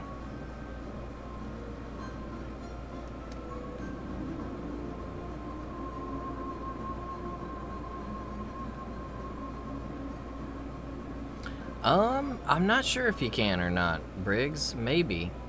They are there. You could try to see if you can scroll down to it. I don't know if they have them on mobile. I would think so, because I mean, most people's... I think almost everybody uses mobile to watch streaming nowadays. Even if I'm watching something, I'm usually on my phone or tablet. I rarely do any watching on my computer. I just manage it from the computer because you have more options. No, you are not hearing things, Ned. This is Undertale orchestrated.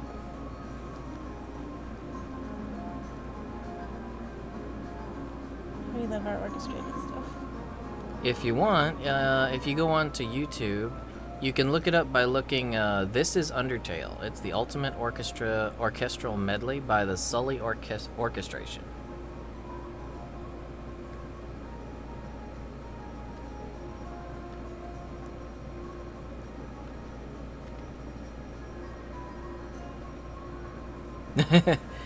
You want me to change to a different avatar? Because you're getting hungry? I can do that. Go ahead. Let's see. What can we change to? How about... There's a wolf. I've already done the snail. Oh, the owl is cute. The owl's kind of creepy. What, you don't like the owl? Look at those eyes. Look at these friggin' eyes. And he does the weirdest things with them too. Like, what is even going on with my face right now? Like, I seriously feel personally attacked here. Like, what is going on? Like, this is a creepy... This is a really creepy face. I'm sorry. I'm crying. I didn't know that's how that owl was. I've never played with it. It just looks so cute in the picture. Yeah, we've got the dragon bricks. I don't know what was in those vegetables, Dave, but oh man, my owl certainly seems to think it was something good. Maybe if I calibrate it again. You wanna reach forward and calibrate it there? I'm gonna try opening my eyes really wide and see if maybe it helps. Okay? Okay, calibrate it. Won't that make it worse though? You might want to squint. Okay. Oh god, what's it doing? I'm looking at the sky now. Ruh-roh. You want to try again? Well, the blinking seems to be working. He won't look anywhere else. He's just looking up, straight up. I think it might be more creepy now. Okay, you ready? Mm-hmm. There we go. Ah, they're actually following my eyes a little bit better. They're still too big. What is... I think that's just the nature of down. Well, the blinking is actually on point, though. I can only get him to shut all the way if I close both at once.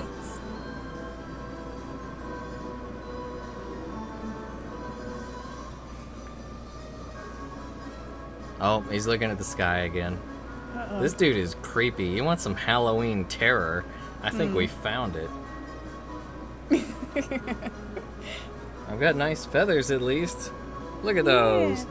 Fancy. I can see them with these eyes. Jesus. Oh no, I broke my calibration.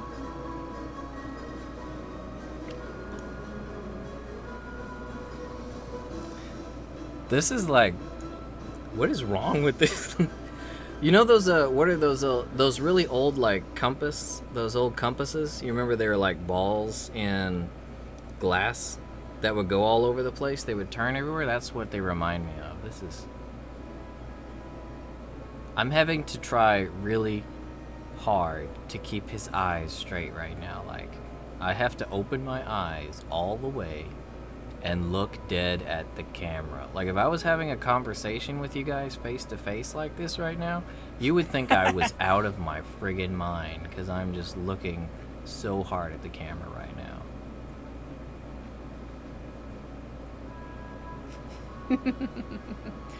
I can't do it. It looks like it's dying. I'm gonna try another one. Oh, what about the frog? Have you tried that one? I think I have done the frog. Aw. I mean, I can do the frog again. I think almost any of these are gonna be doing some weird stuff with their Sheep? eyes. You can do the sheep. Sheep, huh? Far left. Oh, the sheep. Whoa, why is he so big? They're huge. It's having a stroke.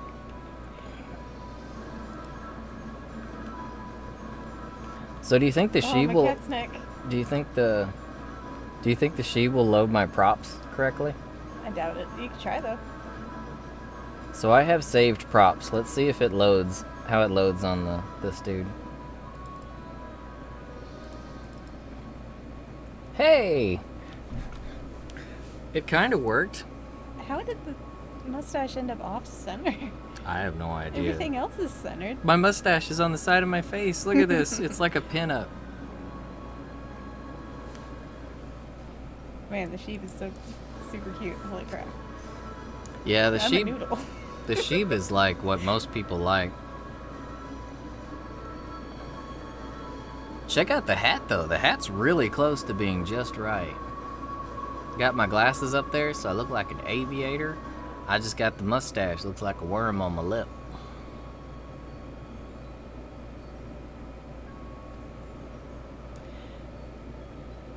Game avatars? I don't think there's any on the default that we've got. I think there's DLC ones though.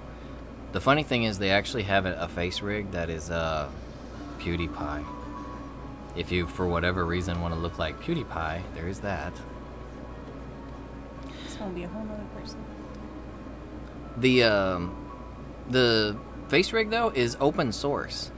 There are actually people who make them. I think they have made a Sans. I think there's Sans. I think there's a Mario, Yoshi. I think. I should go on the market and see what they have.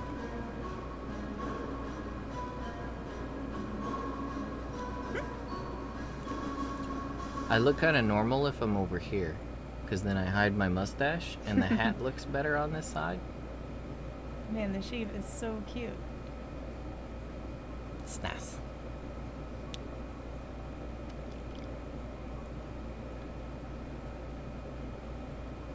Yeah, you can see why everyone uses the sheep. Because usually if you find people on FaceRig, they're either using like the 2D anime girls or they're using the sheep.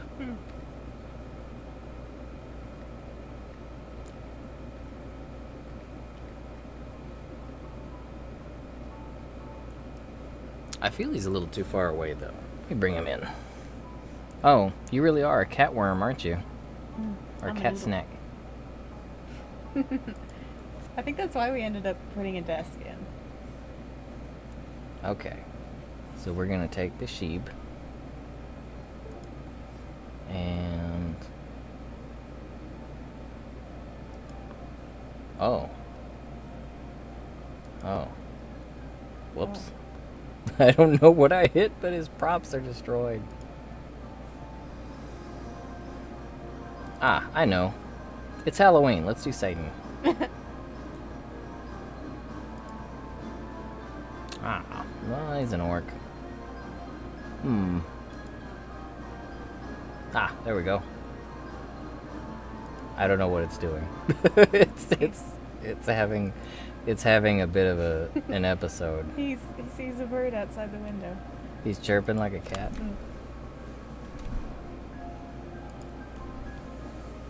There we go. Ah. Ah.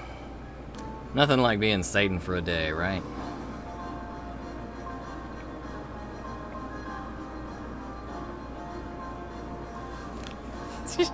Definitely.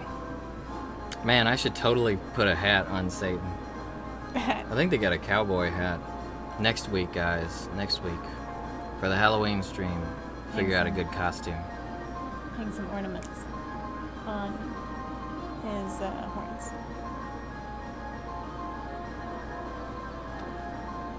Oh, it looks like I chose Satan decolorized. I thought I chose the red one. No, he's completely black and white. Whoopsie.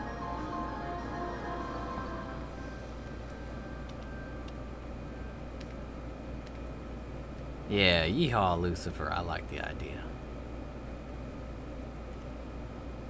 I think this one actually has hand tracking. I just don't have. I haven't messed with that yet, but I'll try to figure it out for next week so I have hand tracking. Then you guys can see my hands. That'd be entertaining. Where's the blendy tool? Is this a blend here?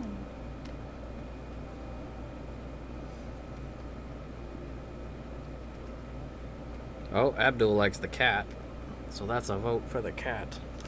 Cat? My cat. The avatar. My cat avatar. Oh, he wants the cat back? Yeed your last haul.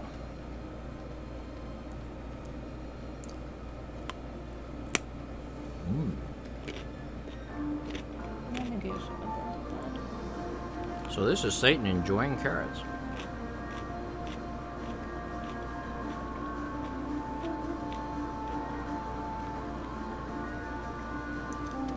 I can try the dragon. The dragon is just so huge that he generally has some sizing issues. It's difficult to get the dragon to work properly.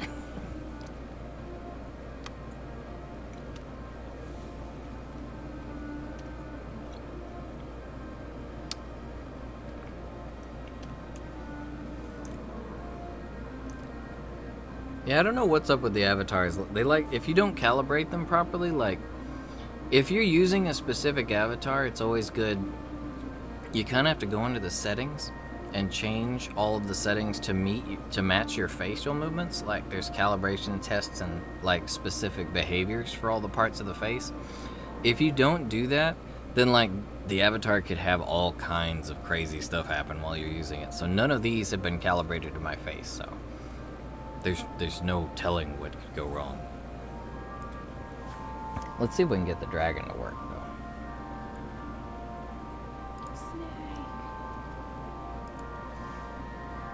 though.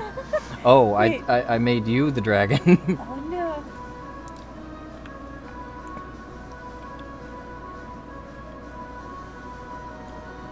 It's so big. It's so difficult to get the dragon to work. You like have to be off in the distance. And now I am just a legless torso of a Satan. I know, I'll go back to the cat. And I'll float in midair. As a cat Not a snake. noodle.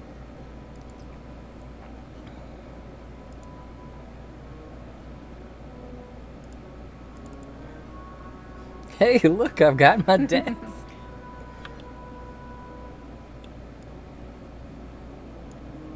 It I'll- looks like the desk is like holding him up. You see how far back it had to put me for you?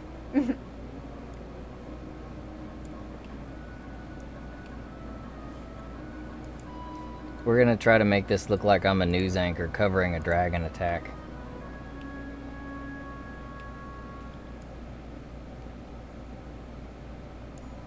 Where you're just gonna be kind of like back behind me.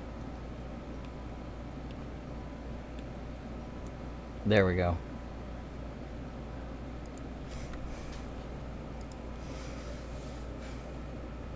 Aha! Back to our regular daily reports. There's a dragon in town, and she's drawing. Oh, I didn't give you your pen. No. I don't think your presets would work at all with the dragon. Possibly not.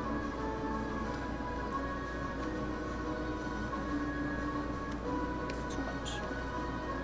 Still too much. Now it just looks like there's a dragon burying its face in JChaos's collar. I don't understand colors. I have to study. It looks like you're putting your face like right underneath his collar because the way the screen ends right there. That was pretty funny. It's really interactive.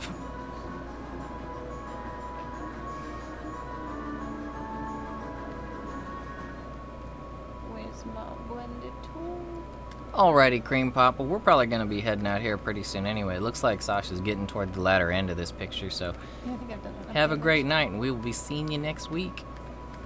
Thanks. See you next time. Thanks for jumping in. Thanks for doing it.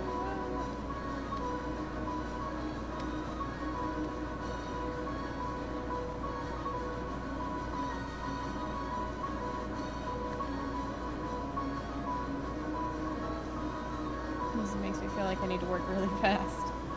Final Fantasy 14. I think there actually are a few open source Final Fantasy 14 face rigs audio. I'll have to go see what I can find, but yeah, I'm pretty certain there's at least a chocobo and a tonberry, I think. That's what I want to be. I wish I could. I need to figure out how to make the Milobot's face like actual Milo face. Oh, you are, Dave? Who you going to go see? I think Big Freaking Deal is happening here in Dallas sometime soon. What was that? That's where like every major alternative rock and rock band get together on like 3 stages. It sounds like music overload to me. I thought you were just gonna stop at it sounds like music. It sounds like music. It's not, but it sounds like it could be. Is it music or does it just sound like music?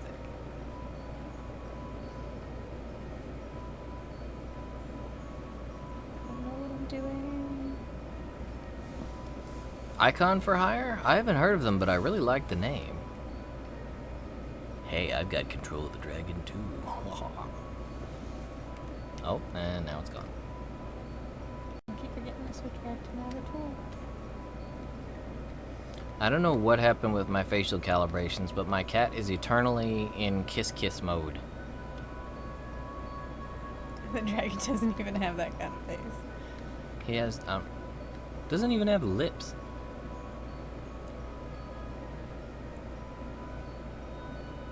Get Well on YouTube by Icon for Hire. I gotcha.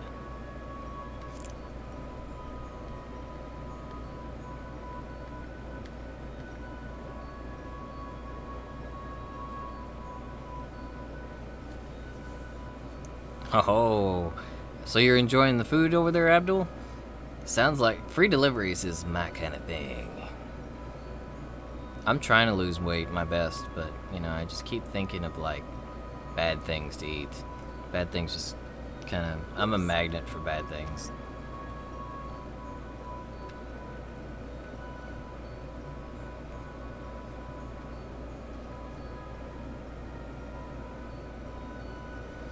Alrighty, Dave. Have a great time on your game, bro. We'll see you later. The Switcher. I love the way that Geralt said, Puke, Puke. That was the best thing ever. I can't hear that name any other way now than him saying it. Puke, Puke. I've got my thing set to Japanese voices, so it's not nearly so fun. Geralt. He sounds weird. I like listening to stuff if it was originally made in Japanese, but if it wasn't originally made in Japanese, I like to listen to the native language. Well, because Monster Hunter is originally a Japanese game, I went with Japanese voices, but Geralt's English. Some sort. Canadian, I don't know. But Ain't that the truth, Abdul? Eating healthy is expensive as heck. oh, it is. Oh my god. It's so wrong. It's like, if you're not just ready to shell out tons of money, you basically have no choice but to be unhealthy.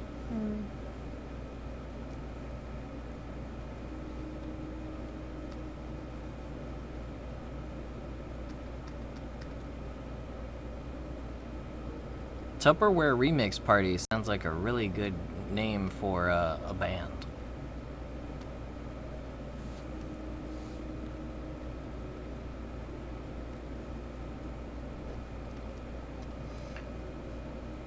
Oh, they do funk too. I love funk. I'll have to look them up then. Thanks for that, Briggs.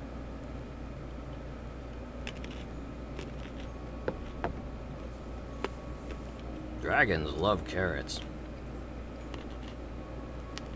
Sounds like something somebody would tell their kid to get them to eat them. You want your kid to eat carrots? Like, man, dragons love these things. What? I want to be a dragon. See some carrots. Can parents even get away with that with their kids anymore? Telling like little lies like that to get them to believe stuff? I mean, they can just Google it on their phone and then they're like, yeah, no, that's not the case, Mom. Sorry. Yeah, Dad, you're lying to me. Sorry. Probably at least for a few years until they learn how to use an iPad. The dragon gets to eat carrots through association. If I eat carrots, the dragon eats carrots.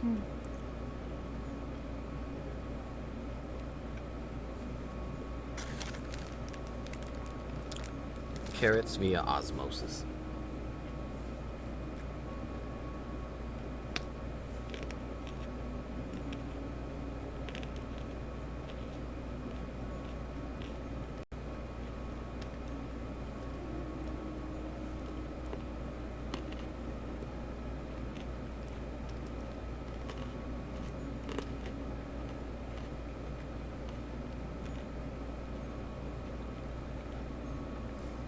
The coloring and the shading's looking quite nice. Thank you. Don't know that I like it, but So would you say that these, like, actual portraits of people are more challenging than other stuff that you draw? Like anime characters, monsters, and such? monsters are definitely easiest.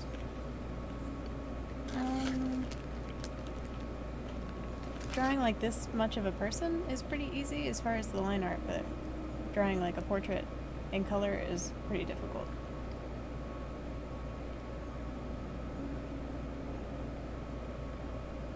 Anime characters, you can kind of fudge it a little more.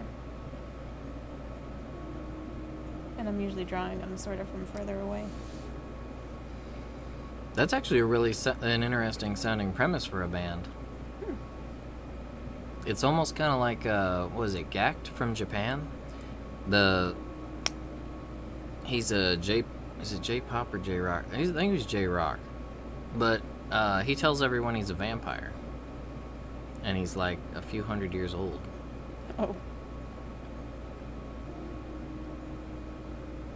The crazy thing is Gact has like an immense amount of very well developed skills. Like he can do a lot of things. Like I think he can play almost every instrument and do it well. He's extremely talented.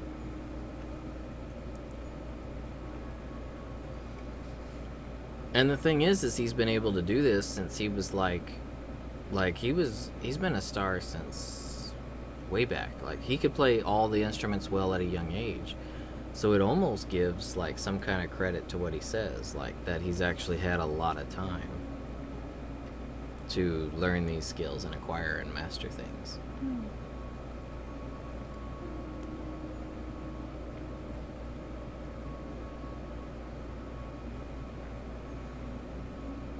Yeah, I think we're going to start seeing a lot more of that, Briggs. Like celebrities or people in the entertainment industry, Hollywood, music industry, that kind of thing. Streaming games more often, because it's getting to be such a big thing.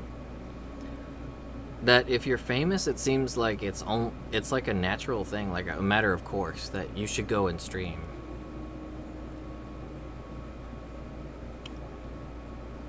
Unless you're Lady Gaga, who was like... Did you guys see on Twitter Lady Gaga asked who Ninja was? I thought that was hilarious. Well, that wasn't a joke. I don't know. Lady Gaga's a busy lady.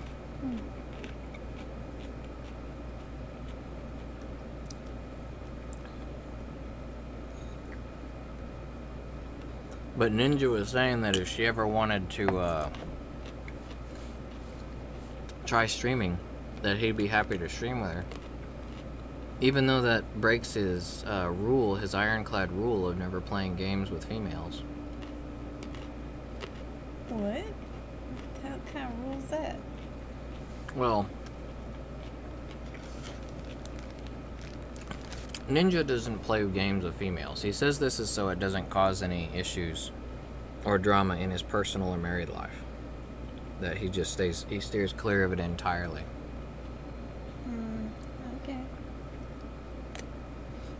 I could actually understand that to a degree.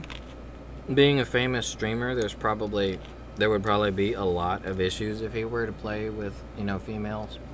But it is what it is. But then he's all like... And someone called him out on it, too. How do you know?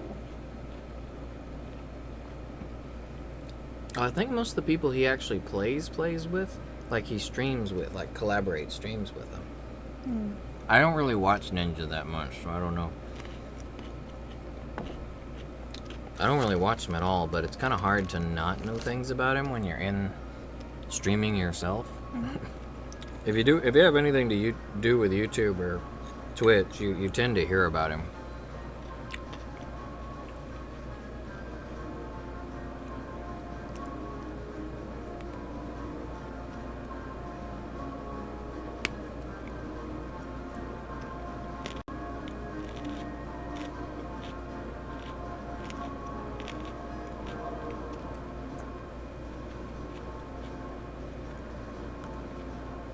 Their band sounds really cool.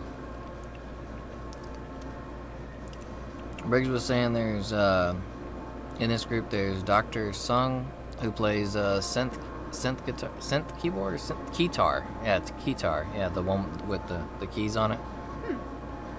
And vocals on Talkbox. Wears a traffic cone.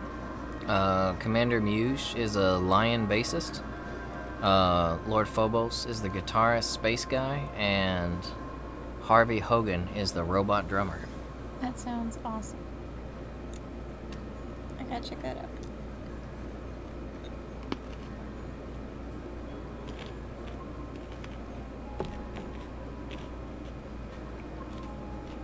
There's like no shading on his shirt. What? Oh no, he needs a cat. You could put Bongo Cat on his shoulder. It's a shame that Bongo Cat didn't last longer than he did. Bongo Cat was here and gone in like a week. Maybe less. But Bongo Cat was kind of competing for love and attention from the masses with against Bowsette. Yeah, that did sort of happen at the same time, huh? Yeah, I've heard Twitch can have a couple of issues now and then, Ned, so I don't know how common that is. But generally, it's a good service, so.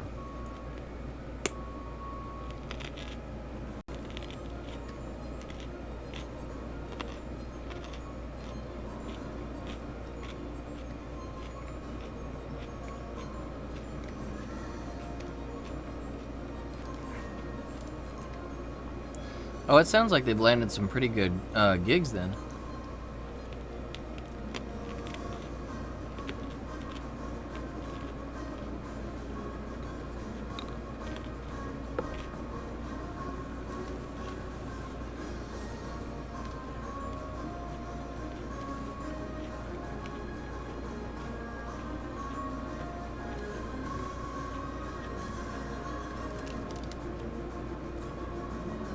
Did you get a replacement for your phone, Ned? I remember your brother did some damage to it a while back. And you were trying to get another phone, right?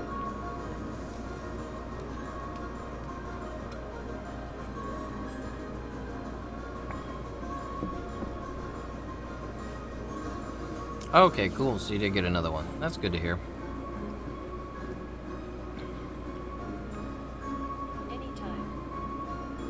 Huh? Apparently my phone was listening to me.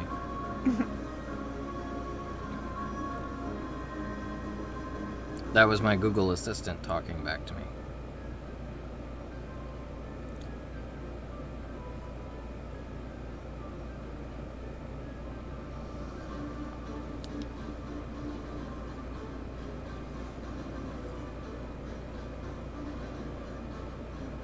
I gotta be careful when I say that word around my phone.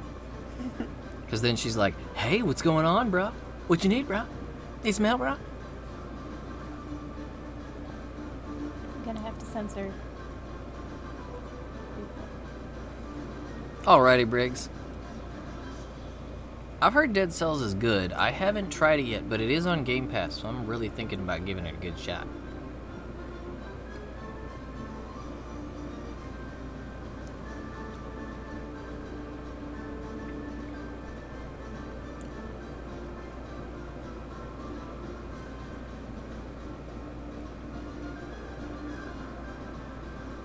Are you trying to figure out what cat you want to do?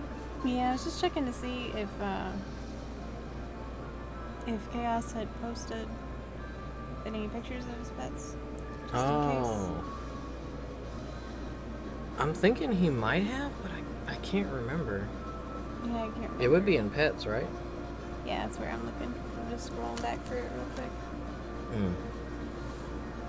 'Cause I figure if he posted a picture of his cat or any other animal. Oh, okay, Briggs. I will jot them.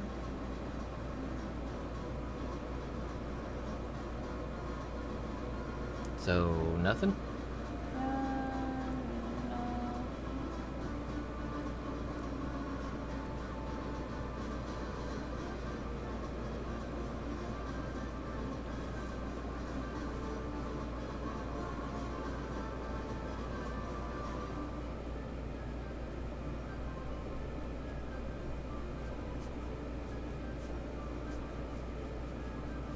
Mine looks pretty comfy. Should have put him on the cat cam. I'm petting him to the beat of the music.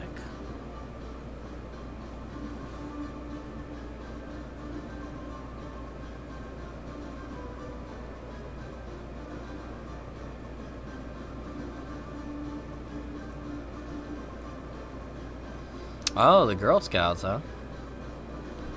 Have you ever considered joining them? I was forced into being a Boy Scout, but I actually enjoyed it.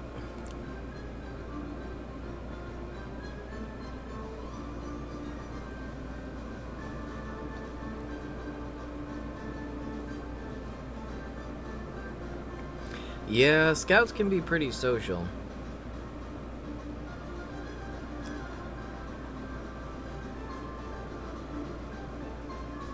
I don't think you really do much on your own in the Boy Scouts, at least. I don't know if the Girl Scouts are any different, but we were always teamed up with somebody.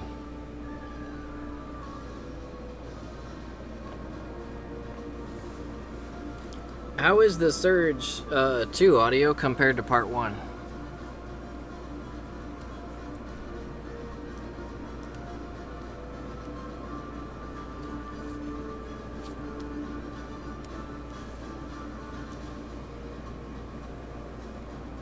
Obviously a lie.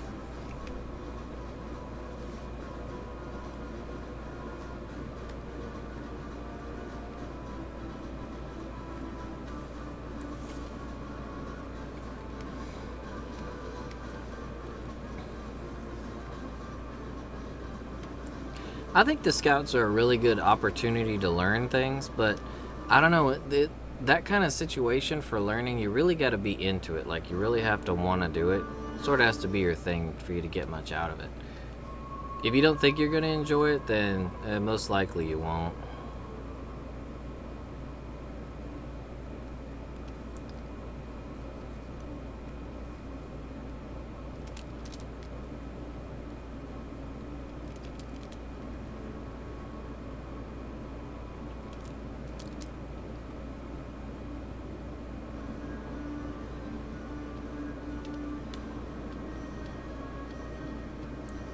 I think it's interesting how there's so many Souls-like games this year. Like, there's no Souls game, but there's Code Vein. Sekiro was out earlier this year. Surge 2 is out. It's a big year for that genre. The interesting thing is that pretty much all of them, except for Dark Souls, put a whole lot of effort into their stories. Like, Code Vein had a lot of effort in its story. Surge did a pretty good job. They had, a lot more talking characters and a lot of interaction. Same for Sekiro. Sekiro took it in more like the cinematic direction.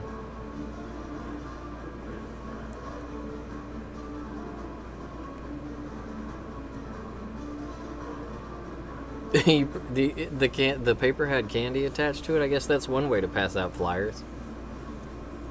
Take this candy with information. Or take this information with candy.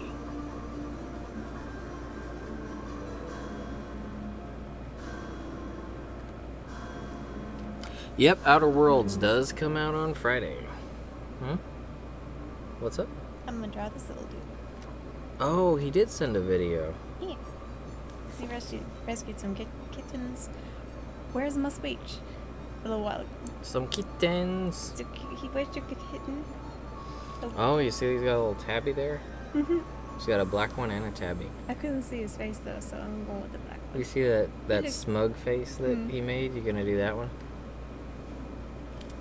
He looks so sweet.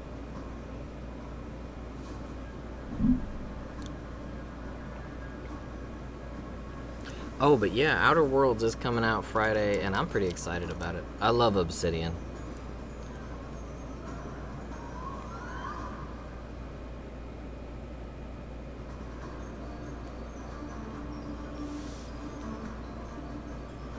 Yeah, Game Pass is how I'm going to be trying it out. If I really like it, though, I still think I'll go back when I have the extra cash and buy the game.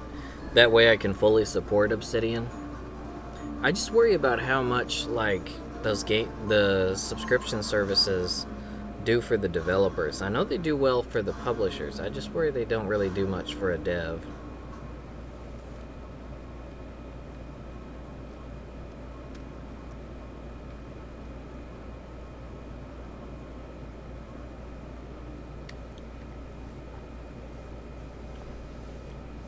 Yeah, that happens to me every now and then, Ned. Not so much with Discord, but like actual texts.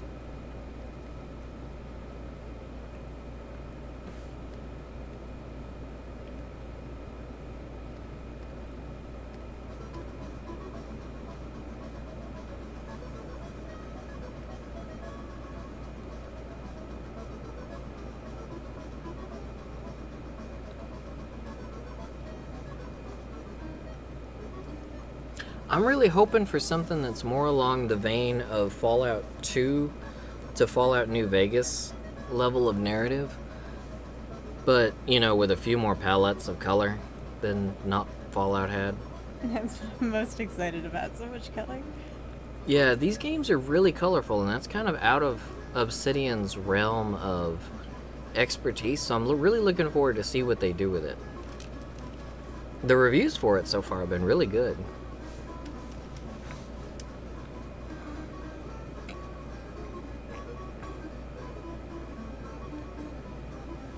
Yeah, Briggs, I actually did the exact same thing. It's actually a really good deal, even at $14.99 a month, though, since you get Xbox Live, you get all the console games, all the PC games, and Spotify. You get ad-free Spotify with it, too, so... For 14 bucks, for like 15 bucks a month, that's pretty dang good.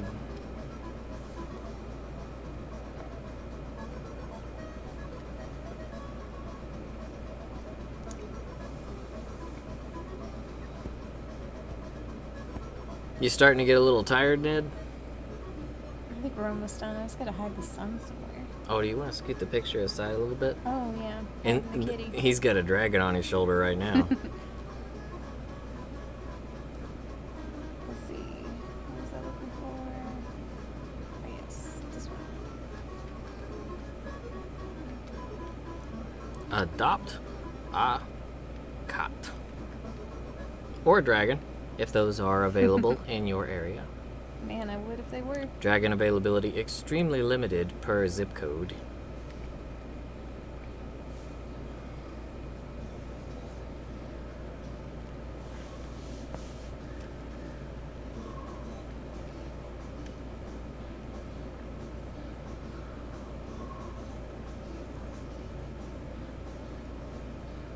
I believe it does, Briggs. I think at least the Spotify, I know it does run in the background for Xbox at least, because Microsoft owns it. So it runs right alongside apps and games on the Xbox. I think it still runs in the background for other consoles, though. It runs in the background on phones, I know that much. You got a dragon named Fred? I would name my dragon Bobo. Oh. Bobo. It's like a tough bodyguard kind of name. This is Bobo. Not sure where to put the sun.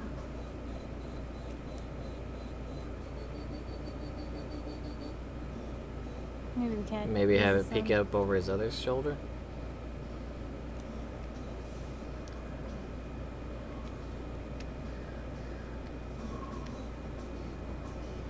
Yeah, that's what I do a lot, Briggs. If I'm on my computer, I'll usually just have my music apps running in the background and headphones on. But on console, usually, yeah, it'll be speakers over over the music otherwise.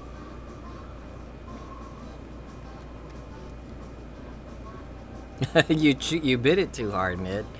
I remember I used to do that with Jolly Ranchers. The cherry ones, if I bit into them really hard, my teeth would like get fused together with the Jolly Rancher as the glue.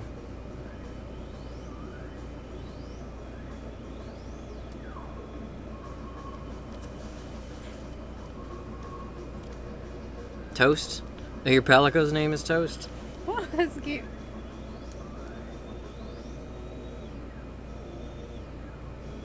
Yeah, when you get those Jolly Ranchers stuck between your teeth, they can actually produce some crazy pressure. Like there were times I'd have to just give up and kind of grind my teeth, like move my jaw separately instead of because if you try to separate your teeth straight up and down just to open your mouth, it doesn't work. Sometimes it gets so stuck you have to like shimmy your jaw around to kind of make the Jolly Rancher turn sideways. That sounds terrifying. I used to bite into them really hard with my molars and get really stuck. Oh, no more peanut butter? No. No. Guess I'll eat some hummus. A little bit. A little bit. You're just gonna eat some hummus? Oh, there's still some carrots. What? You left only the carrots? And ate the celery? What? I don't know.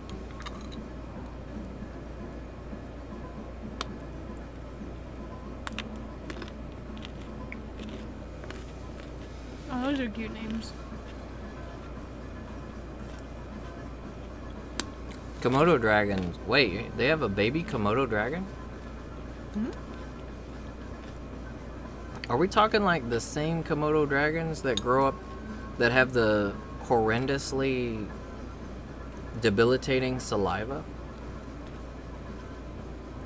So nasty you die? Although if they're not in the wild, does it really get that bad? I have no idea. Like if you have them, if they're raised domestically, there's probably a way to keep their saliva, more on the less genocidal way, or side of things. Maybe.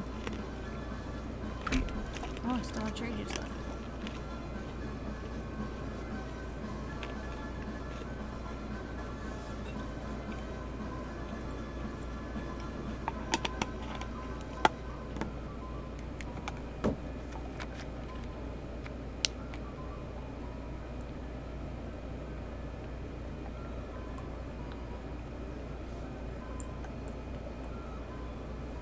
Oh, wow.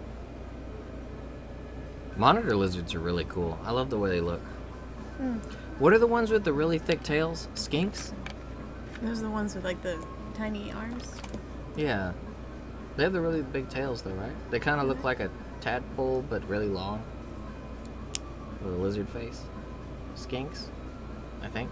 These skinks. Oh yeah, I think I know what you're talking about. Or maybe a gecko? Not gecko. Yeah, probably a skink then. I like skinks, they're cute. Their tiny arms.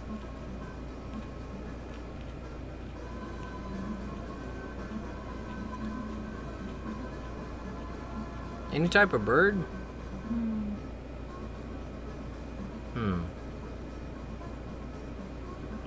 Probably an owl. But one of the small varieties, one of the little bitty owls, like a pocket owl. He could ride in my pocket all the time, or on my shoulder. I'm pretty partial to ducks, but I got some ducks. That's I'm not gonna very say exciting. we have ducks, and all ducks do is in the morning they're like quack quack quack, get up quack quack. Okay, feed you. Okay, you're fed. Oh, quack quack, give me worms. Quack, worms. Okay, here's your worms. And then they just basically walk around, and every here and there you'll hear a and they've pooped on something, and then that's it. I guess, but they're so cute. They just run around demanding food and pooping on stuff. What about those birds that like to chuck stuff? Like they pick up lizards and chuck them. I would be too worried they'd want to do that to one of my cats. Yeah, maybe dangerous, but I like those.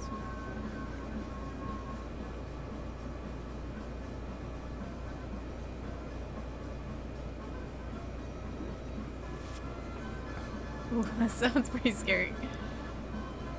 Yeah, bigger lizards like that can get really frightening if they're not raised to the point of where you have to give them so much attention that they really become affectionate. Otherwise, they don't want to be near you. Oh man, I want a horse too. Yeah, Sasha's a big fan of horses. I love horses.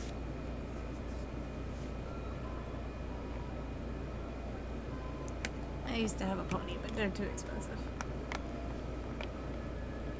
But she was great. Well, actually, ferrets are really great pets, Briggs, and they do have a little bit of an odor, but generally their scent glands are removed when they're born. If you get a domestic one, so they don't smell that bad, and you can actually give them baths pretty often. We used to bathe our ferrets quite a bit. Yeah, you just gotta like child-proof your house. Yeah, child-proof your house. Our ferrets used to have their own room. Like they had a massive cage that we pretty much left open most of the time. It was just kind of a place where their hammocks were at, where they slept.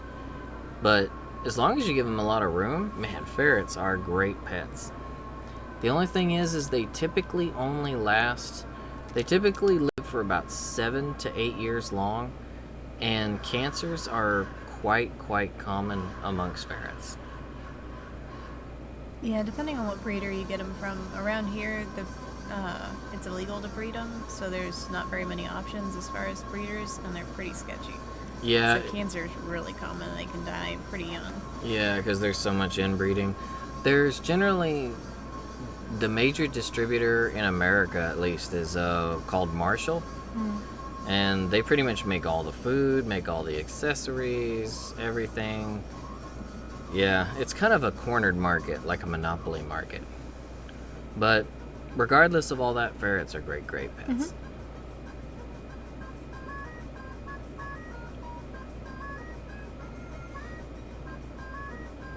I actually wouldn't mind having a domesticated raccoon or a domesticated possum. They seem like they would be really great pets too. Yeah, possums seem pretty great. Plus, raccoons and possums, you don't really got to worry about what you feed them. I mean, they've kind of evolved to eat anything.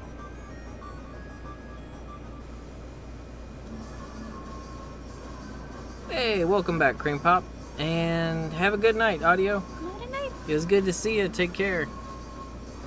I think we're actually pretty much done here. Yeah, I haven't done anything in a minute. I think I've covered all the bases.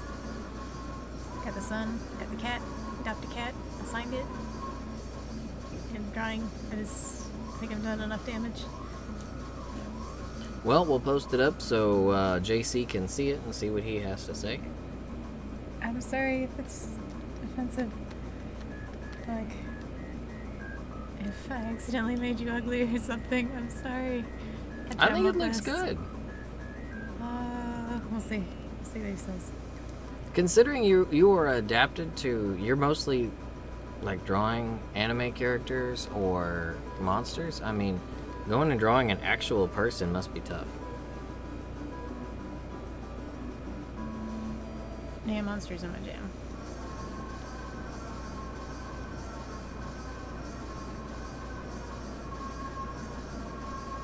Ooh. Yeah, they can scream really loud. His name was Pickle? What? That's adorable. Sounds like a bird you'd like. Mm-hmm.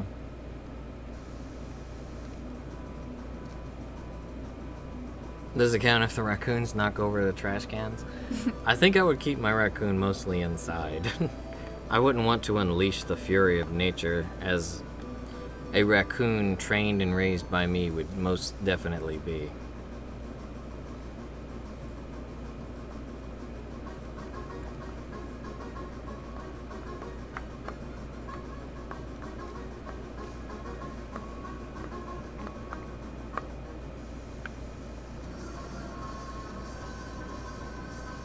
Oh, dang, that's kind of cool. We actually get a lot of them around here because we're pretty close to a lake that's got a lot of woods around it. So sometimes we'll hear them outside. Well, we are moving into fall and winter, so he was probably migrating from somewhere. Oh, maybe. Saw your mailbox and was like, hey, hooty hoot, this looks like a good place to scoot. Settled down for a little bit. Probably plucked up a few mice or something in the area and moved along on his merry way. How? Yeah, I think I'd want one of those really little bitty owls, like the one that fit in your palm of your hand. Oh man, they're cute. They look like a little, barrel. I've seen those around here too on my runs sometimes. You know, their body is like 45% eyeball. Their skeletons are a little scary, but they're adorable.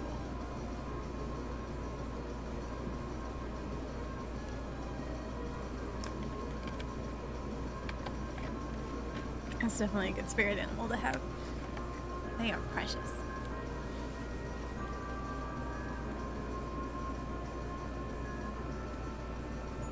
My spirit animal's a Snorlax.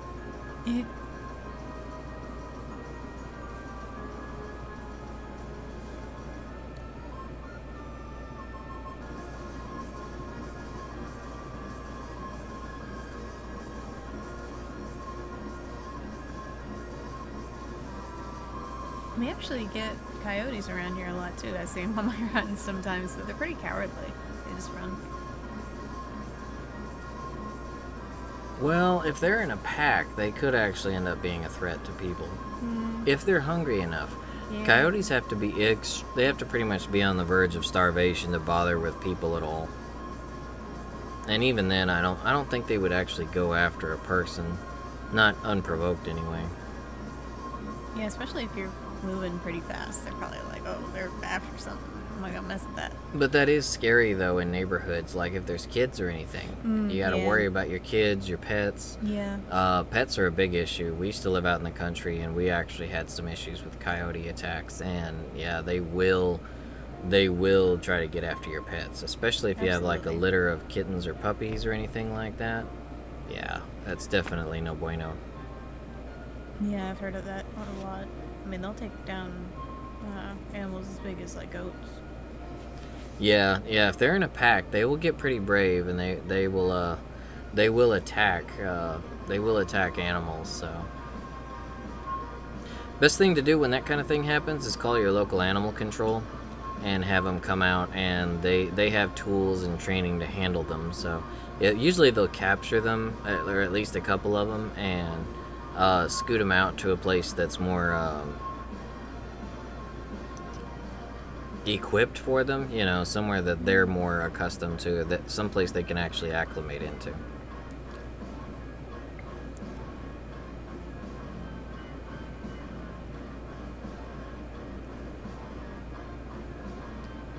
Oh, yeah. That would be so rough.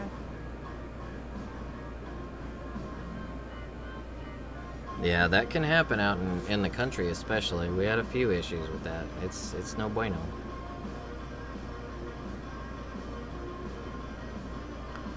Well, but alrighty, it looks like we're pretty much done here. I think so.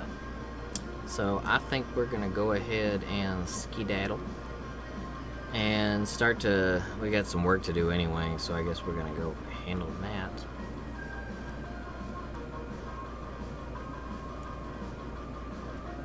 Falcons are cool. I love falcons. Yeah, Falcons they are and cool. hawks. Here around Dallas, we get tons of red-tailed hawks. Mm-hmm. They're called that, but they don't actually have red tails. They're known for these little finger feathers they have at the end of their wings. Well, if you see them from underneath, the underneath of their tail is red. But alrighty, you guys, it has been a pleasure. We love you guys. Take it easy. And somehow I am the dragon, but that'll work. We're fine. You get my cat, and all of a sudden it's just all smiles. I see how it is, cat. Maybe the dragon's face better suits me anyway. Yeah, he looks pretty grumpy no matter what I do. You can't say I look grumpy if I got a pre-grumpied face. Alrighty, guys. Good night. Have a good one. We will see you next week. That should be the day before Halloween, so we'll probably do a little bit more Avatar fun. Maybe do something a little spoopy if we can think of anything. So, guys, have a great week. It was a pleasure. Always fun talking with you guys. And now that you're on Twitch, we can have more direct conversations. I like this. Yeah. So, have a great one, guys. We will see you next week. And anyone who might be watching after the fact or later on, we love you guys too. If you're new to the channel, likes and subs are appreciated, not required, but what we do ask for around here is that you consider, if it's within your means, adopting or rescuing an animal. ASPCA.org, petfinder.com. You can also Google local animal rescue and adoption options available to you. If you can't bring one home due to allergies, living conditions, what have you, there's other ways you can show those animals out there you love them. What are some of those? You can also go volunteer and still spend time with the guys, or you can donate money or blankets, clothes. They can use all that kind of stuff. Yep, so if you've got love to give, there's plenty of ways to give that love, plenty of ways to show it. And unfortunately, there's plenty of animals out there who could use it. So, speaking of love, we love you guys. And remember, buy your fun, not your fam. Adopt, don't shop. We'll see you next time. Bye-bye. Nighty night.